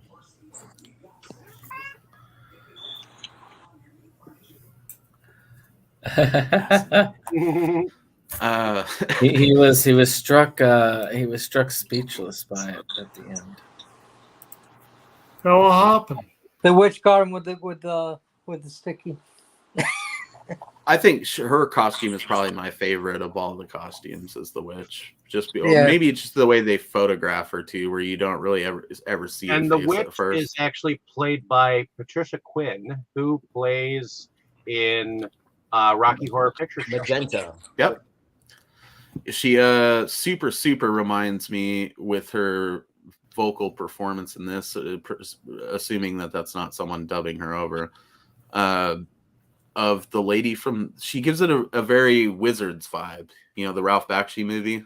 Like there's points where if you're just listening to this film, where it's like, damn, you know, it gives me that same like sort of like goosebumps on the back of my neck, like Wizards when she's talking and explaining stuff. And what's interesting is that Crow plays in the sequel of Rocky Horror Picture Show, Shock Treatment. It was a sequel. Yeah, there was a sequel. Yeah, how am I not aware of that? Crazy. Never heard of it. Pretty forgettable. I think there's probably a reason we haven't. Yeah, First of all, almost no. I mean, apart from Patricia Quinn and Richard O'Brien, none of the original cast carried over to it. Like no Susan Sarandon, no Barry Bostwick. Yeah, and it wasn't a musical either. It was. Well, I can get the fuck out of here then. Actually, I think it was a musical. It's just the music was not. You come to me when you have proof, David. Okay. Sorry, I'm not signing off on it until I've watched it once. Until I know. But it's not as great as Rocky Horror, definitely. I could see a Krull musical. That would be fun. It'd probably be way better than the video game. But I don't know. I think that this film has some pretty. It did itself a lot of favors by not trying to have a ton of practical effects in it either. A lot of the kills or the explicit stuff does happen. All of it really happens off screen. I don't think there's a single drop of blood in the movie. It could have been really bloody if they had added blood to it. It could have, but the budget would have been out of control, especially considering all the other stuff that they were doing. You know, it's like Yeah. They obviously were already making the best of what they had. So to add practical blood effects in there in 1980 pre-CGI is like it wouldn't have been feasible. But even if it was there, I don't think it would have helped the movie. You know, I kind of like that I can just show this to like a 10-year-old and it's probably fine, you know, like some 10-year-old that's not directly related to me. Like I was going to say, that's not your kid. I can just put it on for somebody. If they're directly related to me, they'd probably seem way worse. But yeah, exactly. Like you can just show this to anybody, and it's like it's pretty fucking tame, you know, in terms of violent content. There is some suggested greasiness, you know, and probably one of the most violent scenes in the movie is one that we didn't touch on either because it's not spectacular in terms of visuals, but it's when they're at that little pub or like weird like forest bar where those guys are trying to eat. And, you know, Voltan basically kills that one dude by giving him a Vulcan death grip. And then he makes those other guys cut his friend's tongue out for defying him. And he's like, he just tells that the bartender dude, like, you better tell me if there's any strangers that come through here or whatever, which also has a very Western vibe to it. But that scene is probably the most violent content in the film, and nothing even happens on camera. You know, it's all just off camera with a shriek, and it is pretty gnarly, you know, but you don't see anything graphic. And I don't know if that was them doing it because it doesn't feel like there was anything like that cut out either. So I don't know if that was just them doing it to make this really accessible to like video stores and cable stations or whatnot. I think in 1980 they maybe wouldn't have been thinking about that as hard yet, but I don't know. Wasn't cable more of a thing like in the mid 80s? I think cable was pretty new in the early 80s, so they wouldn't have necessarily been thinking about selling movies like this to cable stations. Was HBO and Preview. And that was it. Yeah, so I mean back then, you know, in 1980, there probably wasn't a ton of cable stations that were super hurting for like I said, to buy up all these films. There was only two. And I'm not sure when they came out, but in the early 80s, there was only two. I wouldn't be surprised if this had a resurgence for a brief little while on cable, though, because it is kind of the perfect movie to be played as like a Saturday night fantasy feature on some random cable station, you know. And it didn't do well financially in the theaters, so it would have been easy, I would imagine, to license out for that at the time. So I don't know. Again, I wasn't there. I found out about this in high school when I think I just downloaded it on the internet the first time that I watched it, maybe. So yeah, what do you guys think about the music? That's another key player. I love the main theme. The main theme is catchy, it's memorable, and I was humming that thing after watching it for a while. Again, it just it holds in my mind, which I can't say for a lot of things. So I don't know about the other music. It's kind of standard fantasy stuff, but that main theme is pretty awesome. Yeah, it's a good little synth hook there that just really gets you going. It sounds like a sort of a pre-NES version of like a chiptune style rendition of like a Jethro Tull song or something. It's fucking awesome.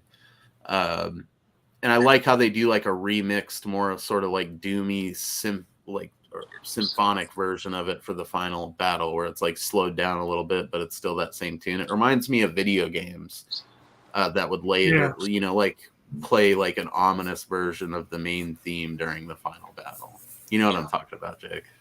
Yeah, I like the music in this. It was pretty fun. It's kind of like a like an 80s remix, kind of like they were going for some more Tony vibes. Not quite getting it, but they were going for it. But yeah, it was fun.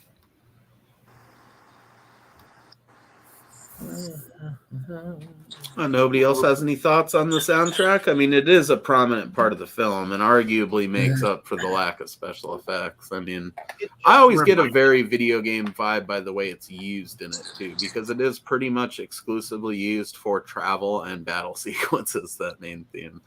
It just reminded me a lot of the Never Ending Story music. And yeah, you did say that, and I guess I can kind of see that. I think I know what you're talking about. That like synth line that's behind the little "reach the skies," climb into the sea, or however it goes. There's like that, like that synth line behind all of it. I'm not musically inclined enough to know what you call that, but I think I get what you're saying, Dave, because I don't know. Denny, you guys understand what we're talking about? The similarity to the Never-Ending Story. Yeah, because I said that to him that it reminded me of when Atreyu takes off on the horse and you see him traveling. That music that they play right there kind of reminded me of a lot of the music. Well, and specifically that piece, and it's like, part of me wonders if it's not what I said at the beginning, where maybe it's like sort of preset 80s synth fucking rhythm that they built a lot of songs around back then. Because I feel like there's other stuff that probably reminds us of that too. We're just Never-Ending Story is probably the first thing that comes to mind, but. I never saw I never heard the similarities, but it could be. It's more of a rhythmic thing, I think, that we're talking about here. Where it's got like a similar time signature to that. It's like song, a scratchy record version of the Never-Ending Story music. To me, I wouldn't say it's that similar, but I think I get what you guys are saying, because there's like that backbeat to it that is very similar to much of a Never-Ending Story to not pinpoint like at least a bit of like the synth line to it. So I'm fairly sure that I know that Hawk the Slayer did not rip it from it because it was a later movie. Mm-hmm. But, right. I think it's sort of the precursor. I would say it's a precursor to Never-Ending Story. There are some stylistic similarities in the way they dressed some of those forest scenes too, where it's like I could see how that influenced maybe if I was like a fantasy dude working on Never-Ending Story, I would have been like, let's make the forest look gnarly, like it wasn't Hawk the Slayer where there's like random piles of skulls, and then they're just probably like, no, you can't do that, and it's like, well, I guess we'll go for more atmosphere then, since we can't have our piles of skulls. Do you guys notice those? Like just random skulls when he's riding the horse through the fucking forest. I love it. Yeah, just a few of them. So I guess now we're on to favorite characters, favorite scenes. That's really all that there is left to do, unless there's anything that we've missed. I mean, I think we've pretty well covered it. So starting with you, Forrest, favorite character, favorite scene. All right, favorite character, Jack Palance as Fulton. He just seems like he's just having too much fun with that role. Favorite scene? Oh God, I forget. There's what scene was, but someone was getting shot with multiple arrows. I just really like the editing for that. The editing for that scene was really well done. I thought was really well done. There's only one portion in the movie where they use that chop cut thing, and I'm like, yeah, all right, guys. And it's where the elf like jumps over a wagon and shoots a dude, and then they immediately cut it to make it look like he. Yeah, I guess we're supposed to think he did it again, but it's like, come on, that works when they're just firing bullets, but not when he jumps over a fucking wagon. Stupid. But yeah, most of those were fun. Like I said, I laugh at them every time. Jacob, favorite character, favorite scene. I don't have a lot of standouts. Maybe for character, like I said, I rather like Gord. I thought he was fun. Ranulph and Baldin were pretty fun too. I guess I'll go with them for characters. As far as scenes, I was amused by the quick cut editing for the arrows and the crossbow bolts. I'll admit that.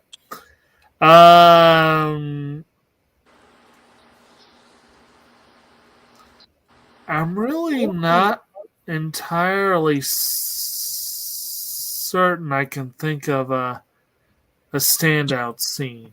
I'm not so sure that I have one there that I would really single out. Yeah. Well, there you go. On to you, Kroll. Favorite character, favorite scene. The sorceress / witch, and the favorite scene is going to be the when the Hunchback opens his mouth and kills himself with his club. I mean, again, it would have been cool if we could have saw like some special effects with the hitting his head, but it was still, even implied, it was still a fun scene. And honestly, the more I think about it, as you're saying that too, I don't know if I would have liked it if this had gore in it. I think it would have, personally, I think it would have kind of bummed me out on the vibe of the whole thing, because it has a very fun, innocent video gamey kind of a thing going on. Sorry, I didn't mean to interrupt you, but so good. It's occurring to me as I'm thinking of it, But yeah, that that's that was my favorite scene. I got the silly string scene was another good one with the sorceress. So yeah, that's memorable for sure. It almost kind of reminds me of Killer Clowns a little bit too. I don't know if I'm alone in that, but they kind of cocoon him up in some cotton candy in that show, so sort of similar. Like a goofy part, comical birthday party way to cocoon someone, The silly string, the way that it's portrayed in this, seems like it would be more horrifying though, because she cocoons them up pretty good. It's like some fire in the sky shit. I think I would immediately panic if I was in that situation. With the cotton candy, I might wake up and just be like, all right, well, this sucks, but I'm just going to eat my way out of here, Right. So what about you, Tammy? You got a favorite character and a favorite scene?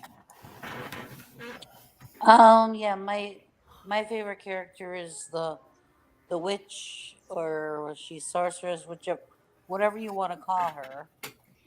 I liked her. I don't know. I just like how she was portrayed in the things that she did. My favorite scene is, I like the scene that she caused with the snow. I thought that was just really neat with the snow and the whole fight scene with the snow. That was my favorite scene. I would agree. That'd be a solid runner-up for me as well. That it almost kind of reminds me a little bit of samurai movies, which we have talked about recently. Lady Snowblood does a real good job of snow falling during the fight scenes and making them kind of dynamic like Glenda that. the Good Witch does a snow falling on Poppy's scene in Wizard of Oz. There you go. So yeah, it's Hawk the Slayer probably isn't the first, and definitely hasn't been the last to use that technique to make a fight scene look super cool. But I sure do appreciate it. So what about you, Dave? You got a favorite character or favorite scene? I would have to say my favorite character is Dort. It's pretty rad. And my favorite scene is one with Dort. It's the slaver killing moment. For some reason, just the fact that he was like, you just gave me a good idea.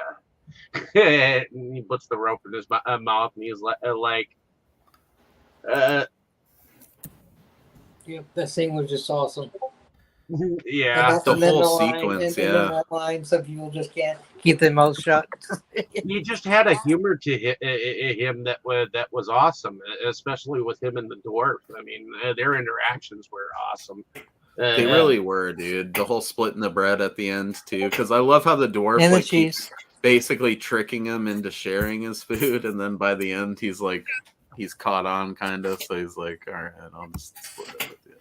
I was sharing. I'm thinking, doesn't the fucking dwarf get his own food? Why is he always after the Chinese food? I think it's more he's making the point, because he says it at one point in the film where he's like, yeah, it's fine. It's just sugared nuts or whatever. But if he knew that, he'd eat all of them. And so basically we wouldn't get any, Because there's that scene where the nuns bring the food that kind of starts that whole exchange between all of them. And he's like, oh, this will be fine for me. Be sure to bring some food for my friends, and Gort just eats the entire party's like meal as his own fucking meal, you know. I thought that was great. I mean, it's obviously sort of a precursor to what we would get in Lord of the Rings with like Gimli and Legolas. Yeah. I think it oddly makes more sense with a dwarf and a giant too, because they literally are polar opposites in all ways. Well, you know, dwarves and elves were always on opposite ends of the oh yeah, it spectrum. works Oh. great with the elf, and I mean, obviously Gimli and Legolas are legendary. You know, especially with the movies. I don't remember there being that much of that in the book, but it's been a long time since I've read the Lord of the Rings trilogy. It was there. It was there. It was there, but I feel like it wasn't as pronounced. But this is going for it, and it's probably inspired by that a little bit. So it's cool to see it sort of done so well, you know. And they don't over elaborate on it. I mean, I think they have, what is it, like 4 or 5 scenes where they do the dwarf and the giant like doing that shit to each other. It's not like it overstates its welcome, you know. No. So what about you, Brandon? Favorite character, favorite scene? The dwarf and scene's already been covered, so just now. Well, just mention it. Well, which one? Which one? The scenes that we just talked about, the whole holy food scene and sugared nut scene with him and the giant.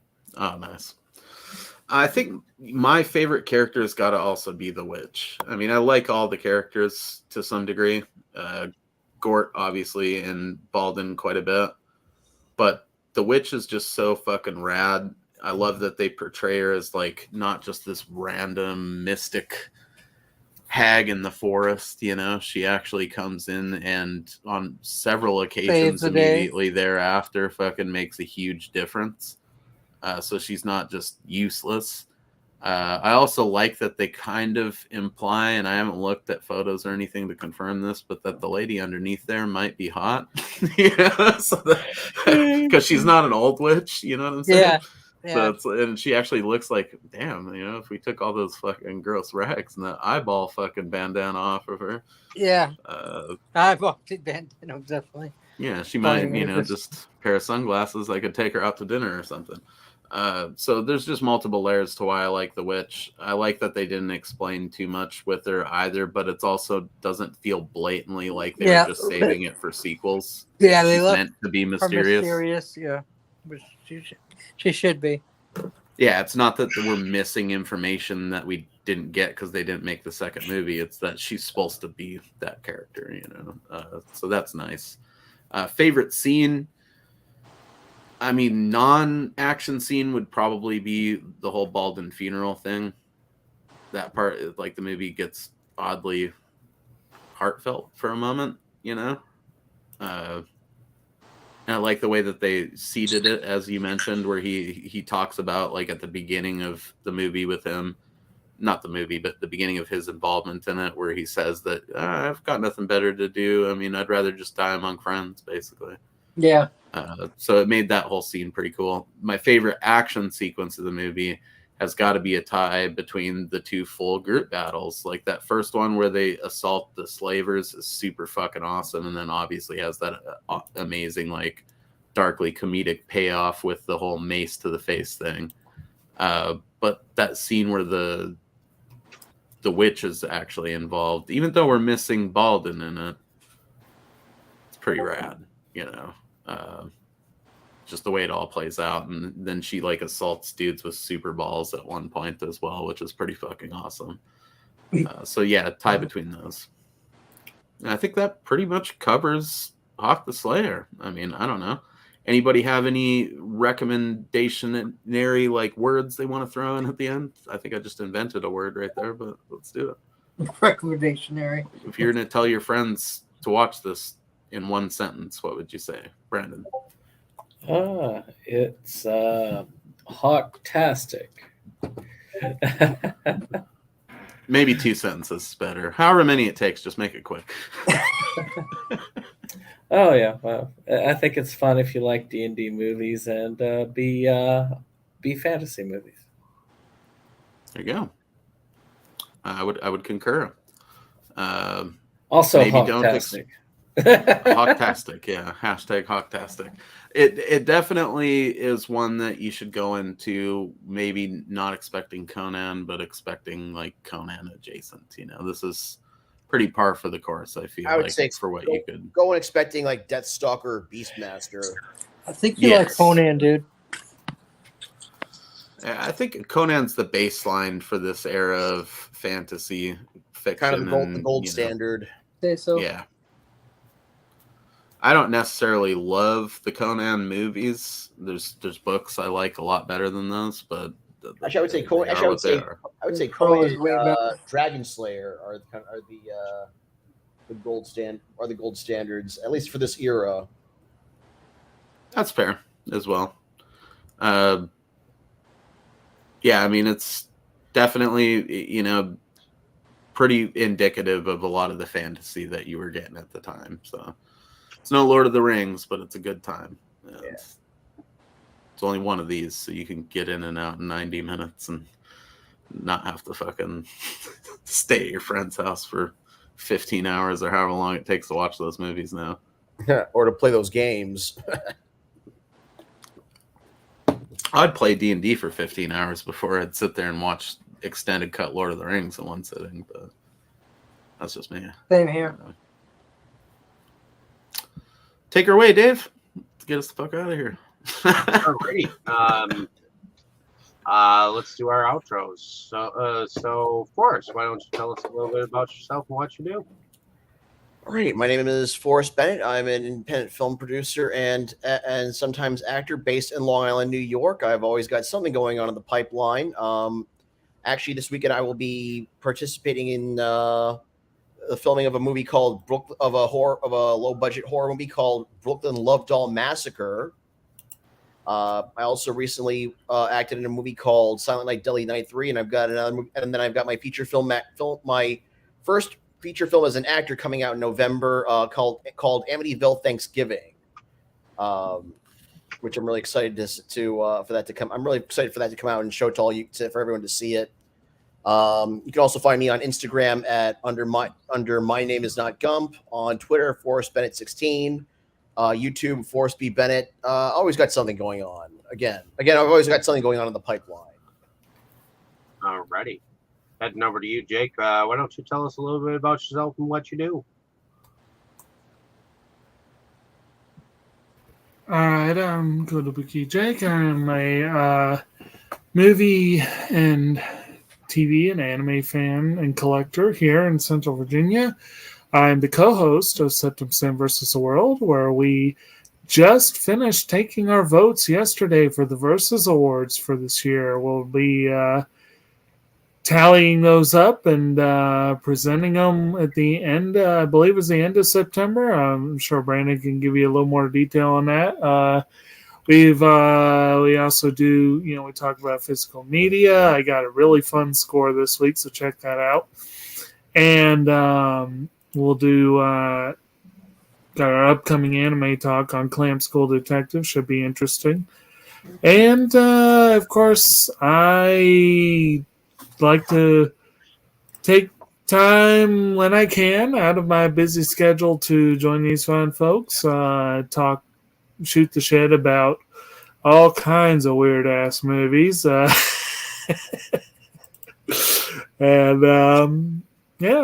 and like I said, it's been an interesting stroll through the movies of yesteryear this month so far. I feel like everyone's enjoying it, which I'm glad to see. I mean, I didn't expect any of you guys would love these movies. Well, maybe a couple of the later ones, but no. Why don't you tell us a little bit about yourself and what you do? Yeah, my name is Mosley. I run a channel called. You said Mo, yeah? Yeah. I'll just say I'll turn it over for you so you have it. Yeah, I have nothing of substance to report. But you can subscribe to my channel for some full moon content that I've done in the past. I've got several things percolating that will be dropping in the future. And I'm just going to be working on those and hanging out with these guys and doing whatever they got lined up and just sort of letting things fall into place as people have time. Next week, we are going to be discussing Galaxy of Dinosaurs. No, I didn't say that weird. That's actually the title. And it's awesome. So look forward to that. As we mentioned earlier, there's spandex, there is porno mustaches, there is stop motion dinosaurs. You guys will not be disappointed. Life finds a way. And that's it. That's all I got, dude. I'm just going to, like I said, be hanging about, doing stuff with you guys, and having some fun for a while. Sounds good. And Crow, why don't you tell us a little bit about yourself and what you do? Well, I love movies and TV shows and reading and playing games. And then I've been coming on these podcasts. I do this podcast, and I come on Delusions of Grandeur on Sunday with Dave and Tammy. And I've been moonlighting on some of the anime discussions and on some discussions with Mo. And forgot to mention that sometime next week we're supposed to be doing your 5 favorite sci-fi films. That is true. Not connected to any other movies, just single movies, one-shot movies. So we'll be doing that sometime next week, and that should be fun. You should check it out. So yeah, it's gonna be rad. Yeah, can't wait. Alrighty, heading over to you, Tammy. Why don't you tell us a little bit about yourself and what you do? Well, I'm David's fiance. I go on this podcast and another, and I collect movies myself and books, music, everything. I enjoy going on the podcast and listening to everybody's point of view. It makes it interesting. And now that it's summer, I take my 1972 Grand Prix out to shows, and I won this last week. All right. Congrats on that. Thank you. Alrighty, heading over to you, Brandon. Why don't you tell us a little bit about yourself awesome. and what you do? I'm SeptumSin of SeptumSin versus the World. We like our physical media here. We do pickups. Matter of fact, I recently did a film psychoanalysis on Horror Tale 666 Part 2 from Phil Herman. And it was a glorious event because I've been working on it for 2 months. So that's good that it finally got out there. Most impressively, I managed to help get a physical release out for a film called The Shackled Demon Project. I would say that it's available on SRS, but it's sold out. So, if you want to watch this and you weren't able to get a copy, well, first off, feel free to let them know at SRS, like, hey, I would definitely love to see more of that. But also check out on Vimeo under the Anhedenia channel. They have a copy that you can buy or rent digitally. So if you didn't get that physical copy, then you will definitely be able to watch it. Working on another project actually as we speak. I've already created all the copies, and hopefully I'll be able to reveal that by next month, when I'm hoping to see another product I have made go on sale as an official release. So it's kind of cool. Okay. And my name is David Streggy. I'm one of the founding fathers of Inside Movies Galore, where we get together once a week and go on and discuss random movies of all levels. And I think we have fun. And we'll definitely have more in store for you that way. But I also moonlight under a different channel called Delusions of Grandeur, where I go on about my own video pickups and my own video reviews from time to time. But also we podcast on that channel too. Podcast here with Kroll and Tammy, and we have fun with our friend Boris, also known as Philippe, and we'll have some more fun this next Sunday. I guess I'm curious as to what movie Philippe has chosen, because we'll need to figure out and have enough time to watch it.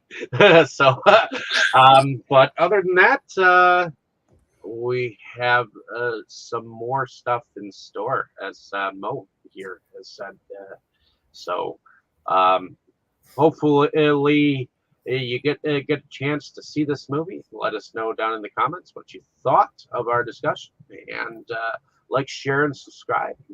Hopefully you'll continue with us on our perilous journey on or up the film slope. So everyone say good night.